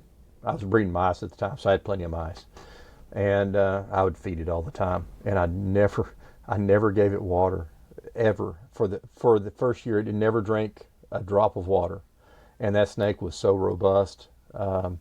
You think about it, how often is that bull snake out in the wild coming across a spot that they can actually drink? Now, they will when they find it. They'll drink it like crazy. But I never gave it water. I think the same thing with some of these saboks. I think people, and I've kept very few saboks, but I know back in the day they'd say, oh, you don't want to keep water in with them. They'll get pneumonia, what have you. But they probably, in the wild, how often are they finding water just out to go drink? Yeah, exactly. Probably not very often. Yeah, I think like with mine, I just keep them with like the really small water dish kind of thing, just to be safe. I never had any issues living in the Pacific Northwest. I was kind of surprised they all With did humidity. pretty well.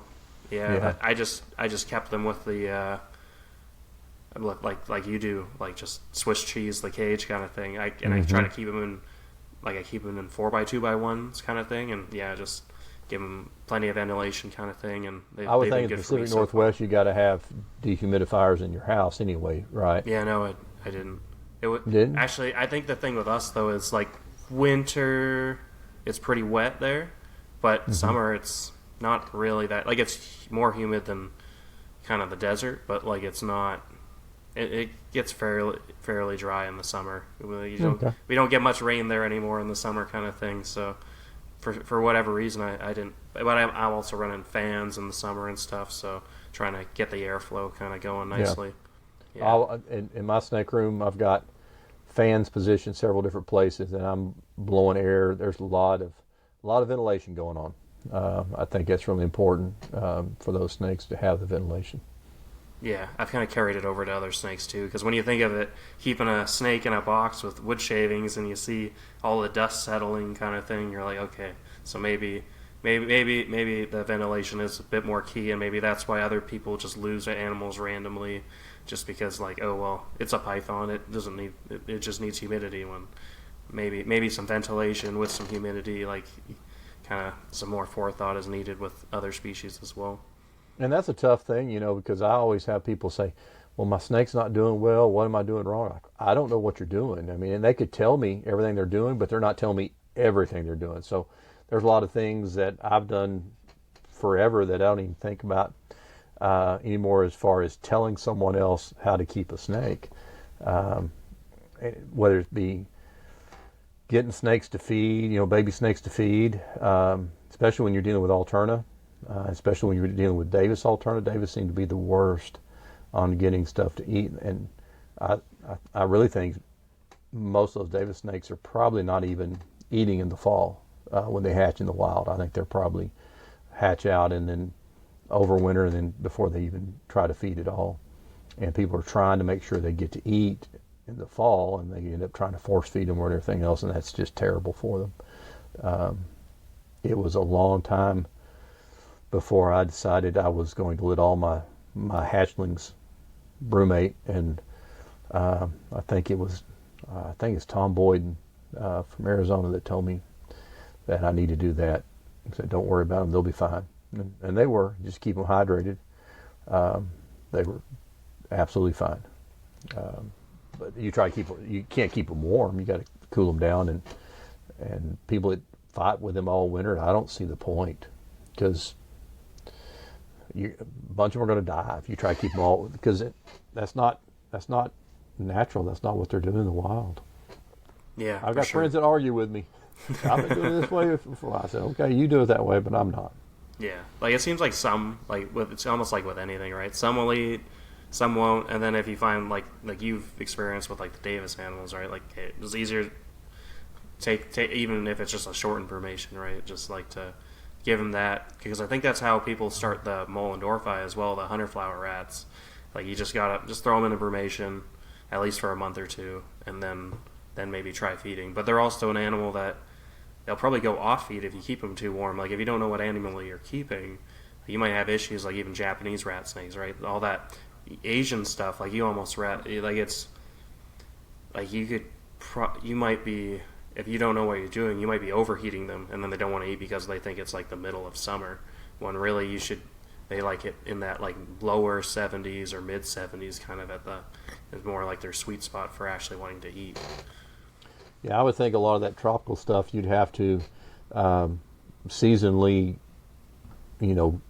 change the humidity and things like that, because they don't have a cold season and a warm season. They have a wet season and a dry season, everything in the tropics. So I don't know. I've never worked with any of that stuff very much, but I think they're all cool, but they're not. I'm mostly a coluber guy, and Yeah. that's what I'm good at, and that's what I'll stay working with. Yeah. I'm too old to learn something new on that. Yeah, for sure. Well, maybe to end it off, maybe we want to end it off on that Trimorphodon story. Oh yeah. So for whatever reason, for the longest time, I couldn't find a Trimorphodon in Texas. I found them in Arizona and California, but couldn't find a Texas lyre. And we were out with the Texas Herp Society out in some mountains that were in West Texas that are rarely herped, and they had some targets that they wanted to find there, and that was one of the targets on the list.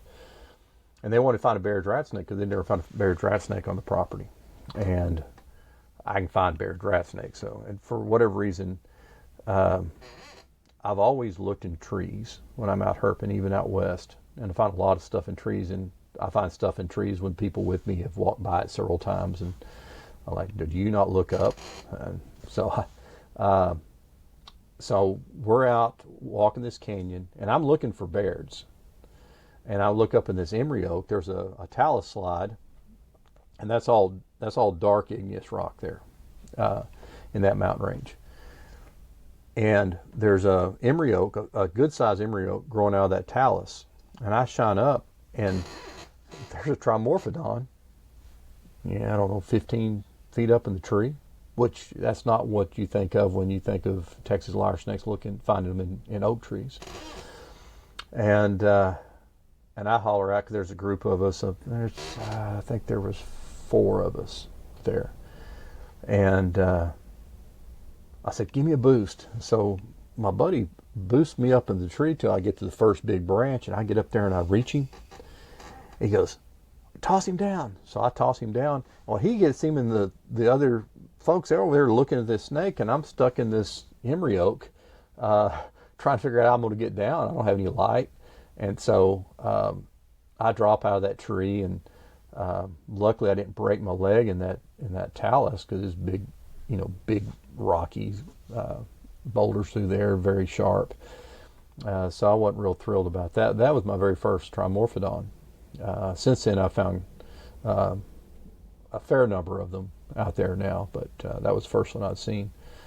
And it was the first, at that time, it was the first one. They wrote a paper about that being a boreal. I think that was the first time that Vilkes and I had been recorded in trees, and then they've since found another one in a tree.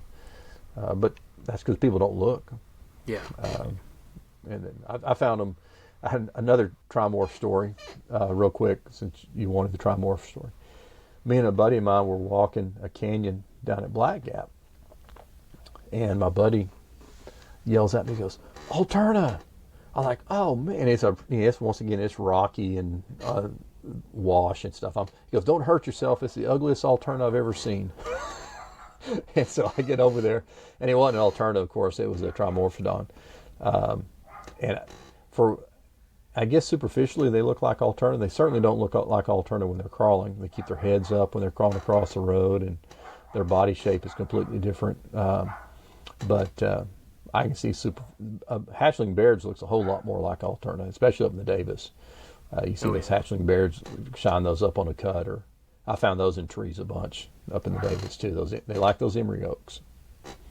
Oh yeah, the trimorphodon, they just make me think of like North American boaga kind of thing, right? Like as somebody who hasn't ever herped for trimorphodon, I would think, oh yeah, like maybe they there's a good chance, like they seem like an arboreal snake just by looking at them, but obviously, so what, do you just normally find them on the ground, I guess, or in lower shrubs? Yeah. Well, that's the only one I've ever found in any kind of tree or bush. Typically you find them crawling on cuts or down in washes and things like that. So that's where I found them. And I found them crawling across the road, of course.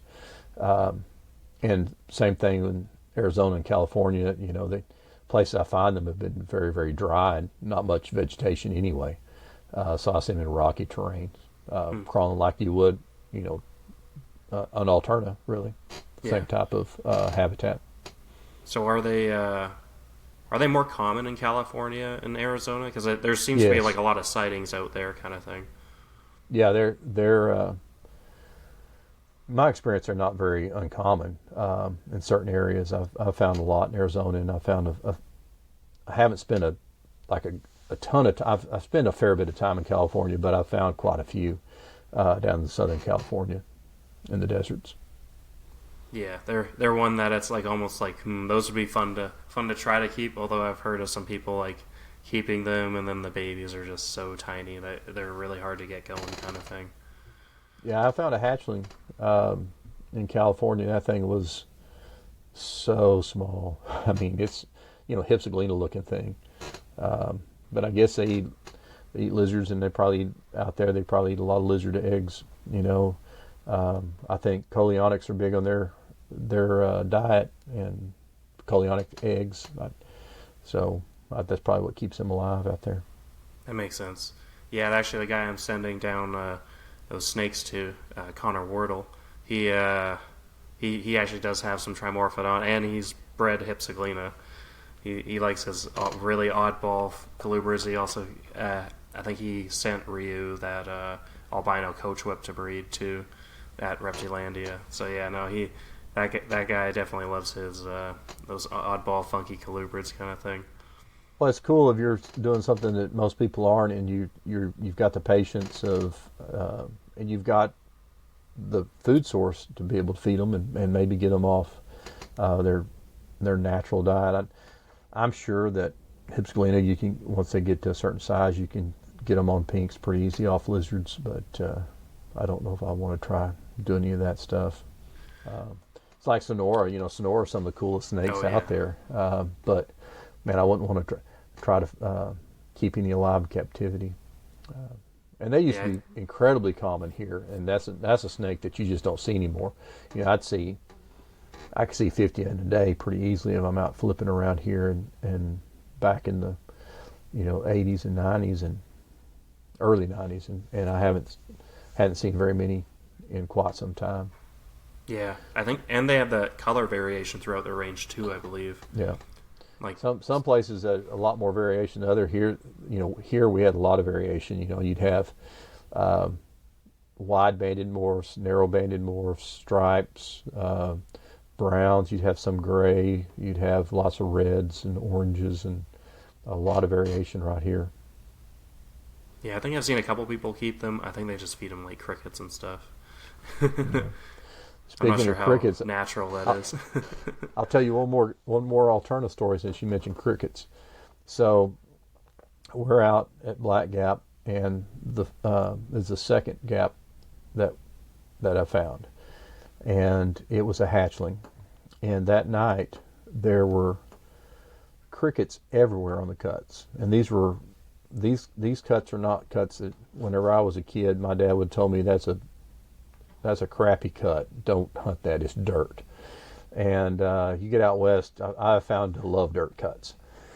But this cut, they'd had a good bit of rain. There's a lot of moisture in the air. Actually had dew on the truck that night, which is rare out there. And you had canyon lizards out, and you had those crickets out. Well, anytime I catch an alternative, first when I get it back home, I soak it in lukewarm water and let it take a dump, and then I'll look through and see kind of what it's eating. This thing is, like I said, probably the year before hatchling, and it craps out cricket legs.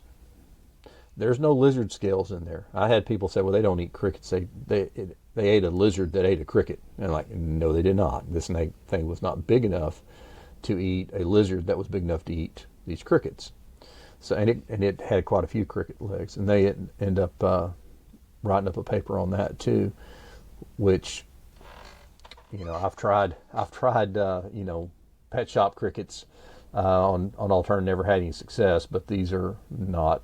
I don't remember what species it was. You can probably find a paper out there. No, these are soft. They look kind of like camel crickets a little bit, but Oh yeah, those Jerusalem crickets. no, not those, not big ones like that. These are little soft-bodied things. You could, if you really want to know, you can look up the paper. I could send it to you. Okay. I've got it on my computer somewhere, but it's a pretty neat observation. But Yeah. these things are opportunistic. They're going to eat what they can eat, and I'll tell you what they're not eating very much of, and that's pinky mice. So they're not crawling around finding these nests of pinky mice that they can feed on. Those hatchlings especially, because they can't go far from where they're born without being eaten or what have you. So they're finding baby lizards and whatever else they can eat. Oh yeah, yeah. Actually, I think I've on the babies eating pinky mice. I think I have found a baby rubber boa that must have eaten a lot of something, because it's like it was probably like this big, but it was just a sausage on the road. Like it either ate like another baby rubber boa, or it must have eaten like a small nest of whatever wild mice are up in the mountains above the Okanagan kind of thing. Like you gotta love when people think certain stuff is rare, and then you just find certain spots where you can just like road cruise them, and they're just all over the place. It seems. Well, it's like anything, it's when, well, this is not herps, but it's prairie chickens. We were talking about that, and of course they're in big, huge decline, and in Texas they're super hard to find up in the Panhandle, and it's pretty much to the point where people don't look for them anymore because they think that, oh, you can't find them. And a buddy of mine just got out and found some last week, but people are lazy. They want it. You were talking about, the next night everybody's out at your spot that you found a snake, and if they hear about it, it's because people are lazy. They go, oh, well, we got to go here because somebody found this here. Well, go find your own, whether it be for herps, and I do a fair bit of birding too, and birders are worse than herpers as far as being lazy. They just want somebody to show them exactly where to go find something. And I get it, if you're from out of town and you're in for a weekend, you'd like somebody to hit you up, and somebody, and I also understand the locals say, well, go find your own spot. Well, it's kind of hard to find your own spot when you're there for the weekend. And I've had people that were really good to me over the years and showed me spots, and I respect people's spots, always put things back. But seeing how people just absolutely wreck some of these places, I just don't get it. And I understand why people are really tight-lipped with a lot of their localities, their hunting spots, and they should be. Oh, for sure. But I guess also with the finding your own spots thing, nowadays with stuff like iNat, like if you're coming from out of town, even if you just put in a little bit of extra work kind of thing and listen to the localities that are just on the animals that we keep now, you can probably get a good gist for maybe where to look kind of thing on the road cuts and stuff, or maybe even stop at some other cuts that maybe aren't on those lists, but you drive by them and kind of give them a look anyways, right? Like, well, that's what I tell people when they ask me about alterna. Where do you go look for them? Well, you find any kind of rocky terrain. That if you have a road that goes through rocky terrain, there's alterna there in the Trans-Pecos. Whether you've heard of one coming from there or not, it doesn't matter. Get out and look. The Davis is a huge mountain range, and there's a lot of cuts that go through there, but people always want to go to the same ones, and they're just looking for the first one. It's different if you were trying to pair something up that you had from there, and that's why I get aggravated, because you got some person either not going to keep them, which that's cool, or just wants to find their first one. Well, you could find them just about anywhere in the Davis if you go look. If there's rocks, and there's rocks all through the Davis, get out and start walking, and you can find them. So that is aggravating. Talking about iNaturalists, iNat has gotten where they've obscured pretty much anything that someone would want to commercialize, which I think is cool. They've also not only obscured the location, they've also obscured the dates on a lot of these. So if you look at stuff like even just milk snakes, you look now and it's a big block instead of a dot, and it's April instead of April 28th at this time, which I think that's a good thing, because I think iNaturalist is a good. I love iNaturalist. I've taught my students. I actually developed a lab that incorporates iNaturalist to teach my students how to use it scientifically and what have you, and record that, and just get them in the field looking for stuff. And I've had some students find some pretty substantial, finds, not herp wise, but mammal. I had one of my students found a river otter here in Wichita Falls, which used to be unheard of, and they've kind of made their way back. I know I'm kind of getting off on a tangent on that. So that's all good. Everybody likes hearing all these all this stuff. I'll reel that back in, but I do iNaturalist all the time. For one thing, it helps me keep track of where I find stuff, because I can see where my stuff's in, and I used to obscure anything that I thought somebody'd be wanting to go out there and find. So I don't want somebody cruising what I consider my road, or flipping my rocks, or finding my spots, because I don't know what they're going to do with it. And things like plants, people go and poach those plants, cacti, and what have you, are really bad, but they'll poach other plants too. So there's a lot of that stuff that they obscure now, which needed to happen. Yeah, for sure. It definitely helps. Although I think I'm kind of surprised they haven't. Like, I think if I like the rubber boas are sometimes obscured on it, but then sometimes aren't, even though they're technically protected in Canada. So it's odd how some of it's like not as obscured, but yeah, Check it out, for the because most part it is. they've changed that stuff fairly recently. Oh, Some of okay. that. I don't know how long it's been Yeah. since you've seen it. I think But I think that's something most else of them kind are, but I just remember seeing one that was like, why is that one not obscured, kind of thing. But I think for the most part they do a pretty good job of that. And Yeah, they used even to obscure anything that was protected, yeah. but now they obscure things that are uh, sought after, like commercially and stuff too. Okay. Yeah.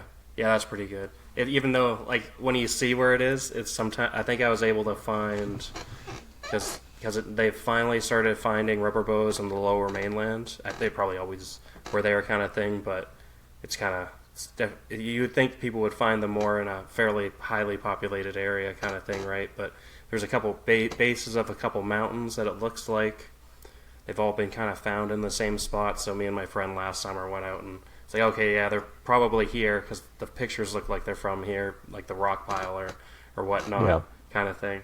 So that's kind of it's good for all that stuff. And also, what is it? There's also another small population of sharp-tailed snakes that like they're very disjunct, kind of thing, in the Pacific Northwest. Like they're like in the middle of Washington, but then there's southern Vancouver Island and the Gulf Islands has some populations of them. And then there's a random population up in Pemberton, which is just north of Whistler, in like a valley that actually runs along with the Harrison Lake and that. So there's rubber boas where you can find that one sharp-tailed population at like the base of this specific mountain. That's actually, I think it's like a a BMX bike or just like a trail thing at the base of a mountain that somebody was able to just flip some at, kind of thing, randomly, which is kind of funny. And that's Yeah, on INET now. yeah. You funny about the sharp-tailed snake. I found my lifer sharp-tailed snake behind a McDonald's in the middle of town.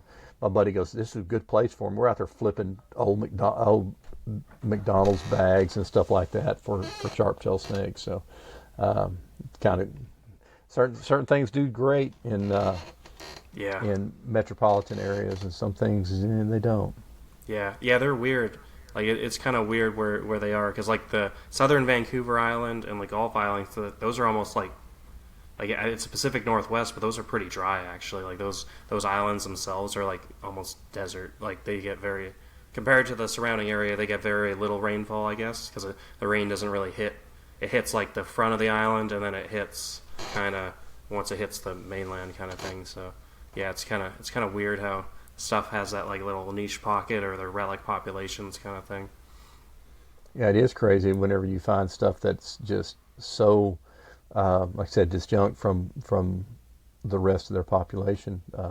I know you're a sabak guy, and it's weird. You go up and find them in New Mexico. Most people don't even think about sabaks being in New Mexico, and they go pretty far north in New Mexico, and it's kind of surprising to me to find some of that stuff.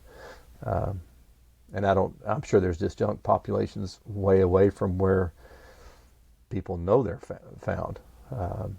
So I always want to find that stuff out there where nobody else has found stuff.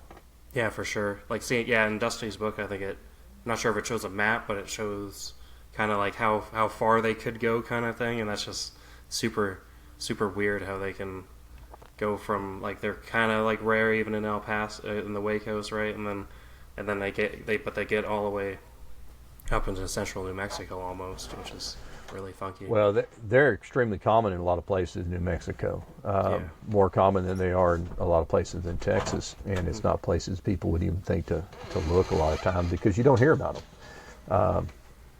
Like those Carrizo lava flows and stuff like that. I have not found any up there. I've wanted to. I want to find one of those brown ones, but I haven't. Oh yeah, I remember that picture. Yeah. They look. I've looked for those them up look there. neat. A lot of that area is on White Sands base, and you can't access it, but the road goes through some pretty good habitat for a short period of time, and I've gone out and walked there. Road crews can be tough because it can be pretty high traffic, but they're cool. I think those are some of the coolest to me. I know there's little nuances between this sabak and that sabak, but I love sabaks, but I don't get like super fired up because I think most of them look pretty similar. But Yeah. Until you get in some of those mountain ranges where you have the darker rock, and I found one West Alpine, the prettiest one I've ever found, and it was the most orange sabak I've ever found, that I've ever seen, and it was beautiful. And that's three but I- mile west, or Of Alpine, yeah, or no? it's no, it's further than that, but Oh, okay. it's at the Pisano Pass area out there, and it was. I think you're thinking 3 miles west of Sanderson, maybe. Yeah, I think I was thinking. What is it?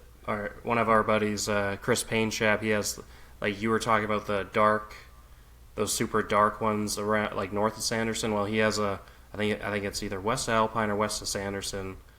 It's probably West that is, Sanderson. yeah, that's like super dark. Like he called it like the Black Knight Project because it does exactly like what you say. It's one of those dark ones where the babies almost look anery when they hatch out, and then they just darken up as they get older, kind of thing. Yeah, I used to. So I found a alterna west of Alpine a long time ago. It was one of the first ones that people had really even talked about. And I say people talked about it, I didn't talk about it. I was out there hunting every night. There was nobody else out there trying to pair it up, and I found a little bit of everything. But that one sabak, sabaks are rare there, and I found that one. And it was a fabulous animal, but never anymore.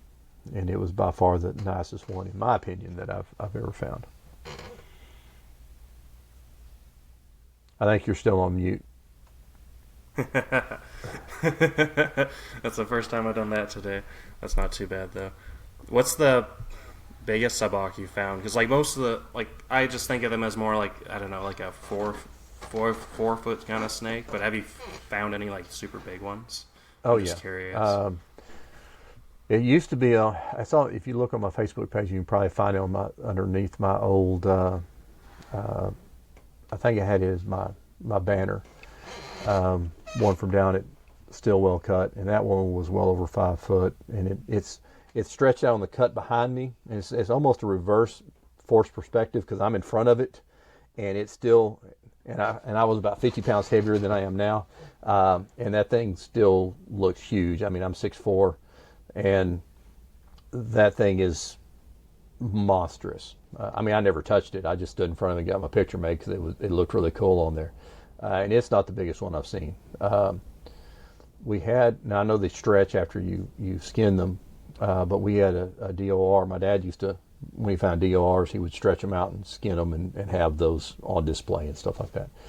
And he had one that was, after it's skinned and stretched, it was about 6 foot long. It was over off of 2083 over at Pave Pandale. Okay. But yeah, they get big. They get real big. Yeah, that makes especially sense. Like for their kind of topped out size being almost like 5 and a bit kind of thing for the odd one. The gap snakes seem to be really big, and the river snakes seem to be really big for some reason. But yeah, they've seen some really big sabaks. That's pretty cool. Maybe they just have a bit more food kind of thing, whether it's bats or rodents or something. Yeah, there are a lot of bats out there, and there's a lot of rodents out there. Some on the cuts and some off the cuts. Of course, you find those way away from the rocky hillsides sometimes. But all that habitat's good for sabaks, and there's lots of rodents. You drive by, and there used to be a lot more than there is now. After the droughts, it hadn't been as good. But K-rats, those big ones, perfect size for. And they get big K-rats out there too. So there is some food for them. The neotoma, I don't know, and they probably eat some of those too. Probably the smaller ones that are nesting at the base of some of those bushes and stuff. And So they've got mammals of all size out there to feed those sabacs. That's why they probably do so well there. Same thing with the hots. Yeah, for sure. Yeah, I find when you go out herping, it's always cool to see, like, I'm like doing like when I do the Okanagan, like you see the pocket mice running across the road, and then you get spadefoots that decide to come out at midnight, even though it's been bone dry for like a month, and they just decide to come out at really late in the night. Or you get the night jars, like those super funky looking birds coming off the side, and then obviously like you get owls and stuff later instead of the night too. So it's always fun kind of thing to see what you'll find. Yeah, I like to see all of it. That's what I'm saying. I'm a naturalist, so if it's Yeah. and I say that I like geology, I like the weather, I like astronomy. I'm a science teacher or retired science teacher, and was always fascinated with all that kind of stuff, and like to bring photographs and things like that back to my class, and my kids would like seeing stuff that I found. It meant a little bit more to them than just looking it up, or they at least used to. Yeah, for sure. I think like having a teacher that's that more like into like the actual environment would be a lot of fun as a student kind of thing. And especially being able, like, I'm sure, were you the type of teacher that brought like an animal into class kind of thing, or had a class pet, or no? I did. I kept classroom pets for a good while early in my career. They started coming in spraying and shutting the heat off at night, and it just wasn't good for the animals, so I quit doing that. But we're big on, like everywhere else, big on testing, and I would tell them as soon as we have our standardized test, I would bring things in. So every year I'd bring snakes in, and I would also go down to we were at a small school district, so I'd go down to our elementary and knew people that taught down there, and I'd have a class of kindergartners that I'm showing snakes to, and I talked about the iNaturalist project I came up with. We would end the year every year getting outside. We had a lake behind our school. It was great. They ended up naming it after me, which is really cool. But we would go out there at the end of the year every year.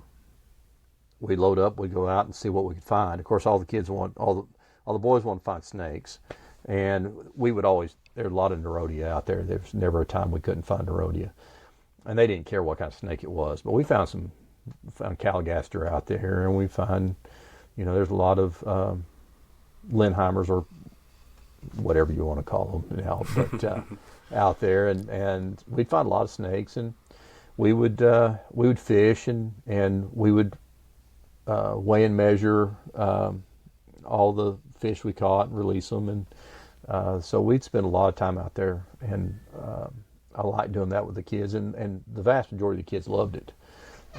Not having to just sit in the classroom. I always wanted to have like a real fancy outdoor classroom, but I made my own by just walking out there, and I'd park my truck out there and bring a trailer, and we'd have tables and lab equipment and what have you, so we could weigh, measure, record everything, collect data, and show them the importance of that. And even though I guess it wasn't that important, and we're collecting data there, but we have it's an eBird hotspot now, and if you look on iNaturalist, there's a dot there that's got all kind of observations from me and my students, and it's pretty cool. Yeah, I made that's a pretty project awesome. for it there. I wish I had that in high school. That would have been really fun. Yeah, they enjoyed it. Yeah. Oh yeah, and the Caligaster, like that's another like super underrated species, even just in the hobby. Like they're around, and there's some morphs, but not too much love towards them for the most part. Well, we're pretty fortunate here because, like I said, I'm on the Red River, so we have a lot of that really, really red clay soil, and so a lot of our snakes tend to be red. So I've found some really, really super red Caligasters. If you look at the red hognose, western hognose that are in the hobby, majority of those are descendants from animals that I collected or bred years ago. We've got the reddest glossy snake I've ever found was right here. It was like I said, super red.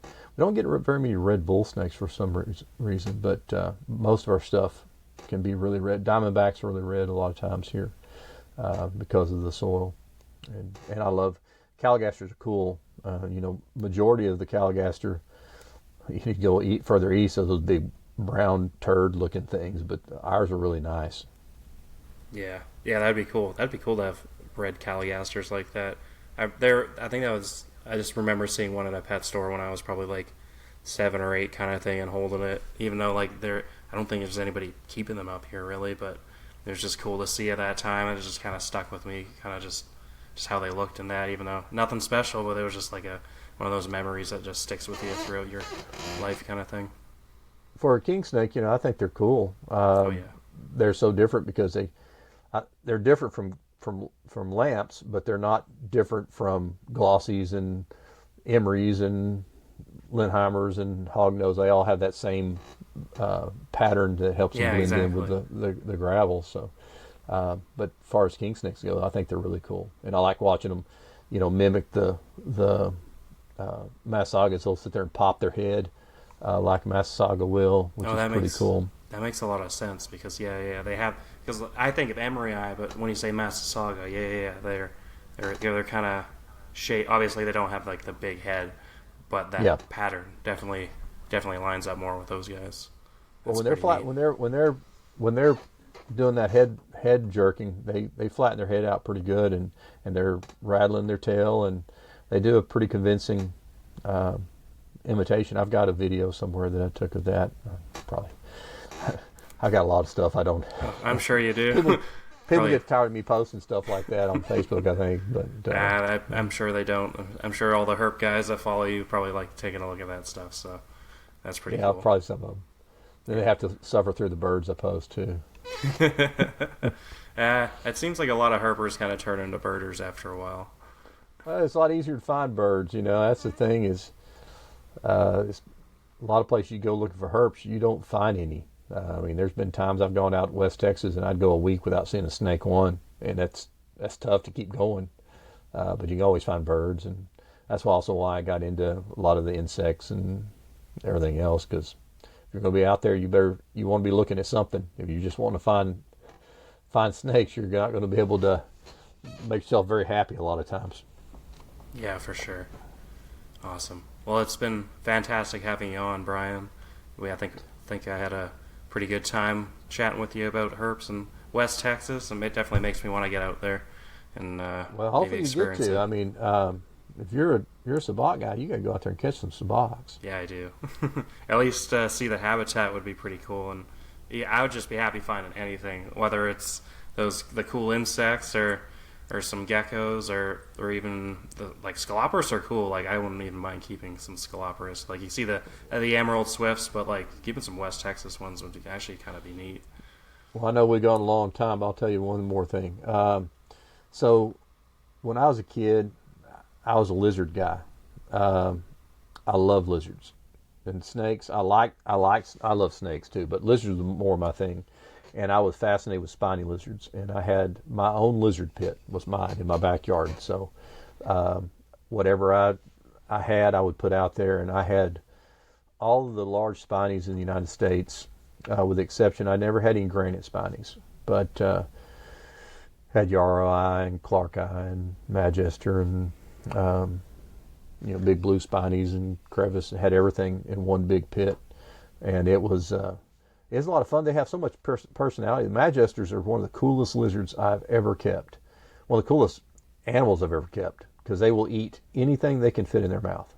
They eat flower blooms, they eat other lizards, they eat mice, they eat crickets, they eat grasshoppers, butterflies, everything.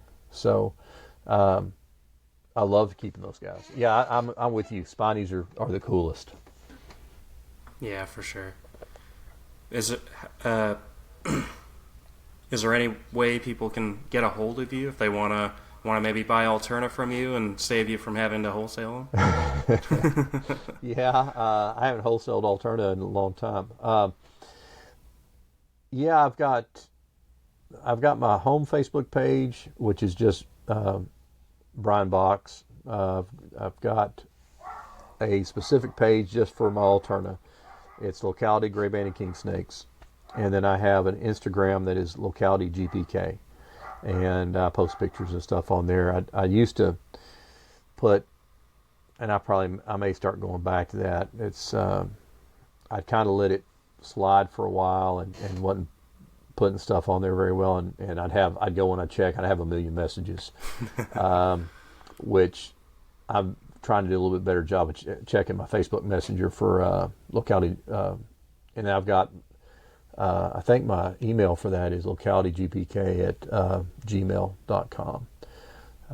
And if you try to get a hold of me and I don't get right back to you, I'm not ignoring you. I just haven't looked at it, or I looked at it in an inopportune time and I want to leave it unread so that I will go back and look. I will also say that whenever I sell my babies, I want to sell them to somebody that knows what they're doing, which I'm somewhat selective with who I sell to.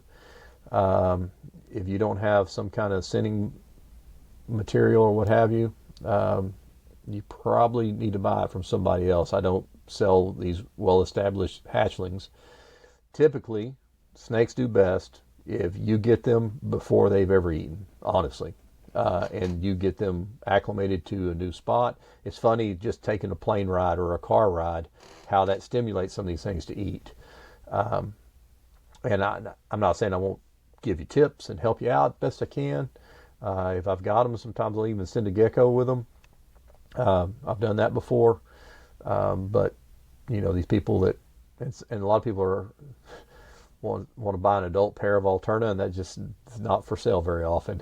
So hatchlings are, though. I have hatchlings every fall, late summer, every fall, and it's best to get a hold of me because a lot of them go fast. But I'd love to hook people up with snakes. There's a lot of people out there that got a lot of my lineage and doing great things with them, producing some really cool snakes. I like seeing those. Yeah, I like seeing stuff from my line that turned out like, oh man, I should have kept that one. Which I say that about most of them. Oh yeah, for sure. I'm sure that's pretty cool to see kind of what people have done with animals that you've produced over the years, kind of thing, in those lines. So yeah, that's awesome. I'll have all those links in the description of the podcast and the YouTube, so people can always reach out and kind of pick your brain if you decide to let them, or they can actually listen to the podcast, and if they've listened this far, and listen That's to the right. other one you did with NPR and any of the other podcasts you've done over the years, which I'm sure. Yeah. I have a feeling after you do this one, you might get asked to do a couple more, which would be cool, because I'll gladly listen to those too. I enjoy doing them. I can talk about snakes all day long. My wife and kids have already heard all my stories a million times, so when I get a chance to tell stories, it's always a good day for me. Yeah, no, those are a bunch of fantastic stories that I've never heard before, so I hope the listeners enjoy it as well. So, yeah, those are new ones. I told you a lot of new ones I had not told on any other podcast, so exclusives. Awesome. I appreciate it. It definitely makes it fun, kind of thing, because I definitely re-listened to one of your other podcasts just to try to like re-jog my memory of kind of what you've already said, kind of thing, and everything. So yeah, awesome. Well, I appreciate the opportunity to come on here, Michael. I really enjoyed the night. Awesome. I have too, and I'll just say our stuff, and then I'll close it out. And if you want to hang around just after I end the recording, that'd be awesome.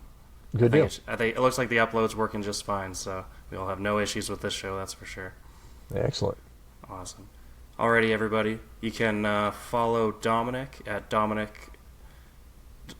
Reptiles and Dom's Facebook. I'm not going to pronounce his last name because he makes fun of me for not saying it right, but it'll be in the description. And you can follow the Reptile Rejects on Instagram at Reptile Rejects and on YouTube at Reptile Rejects. And we are also gladly sponsored by Cornell's World and WCRE. You can check out their links in the description. And yeah, for next week we're going to have Tony Hurt on, and Shan will be joining me and Dom as well, so that'll be a fun Python and GTP episode for all you guys out there. Alrighty, Bryan, thank you for coming on. It's been a fantastic show, and we'll see you next week. Thank you.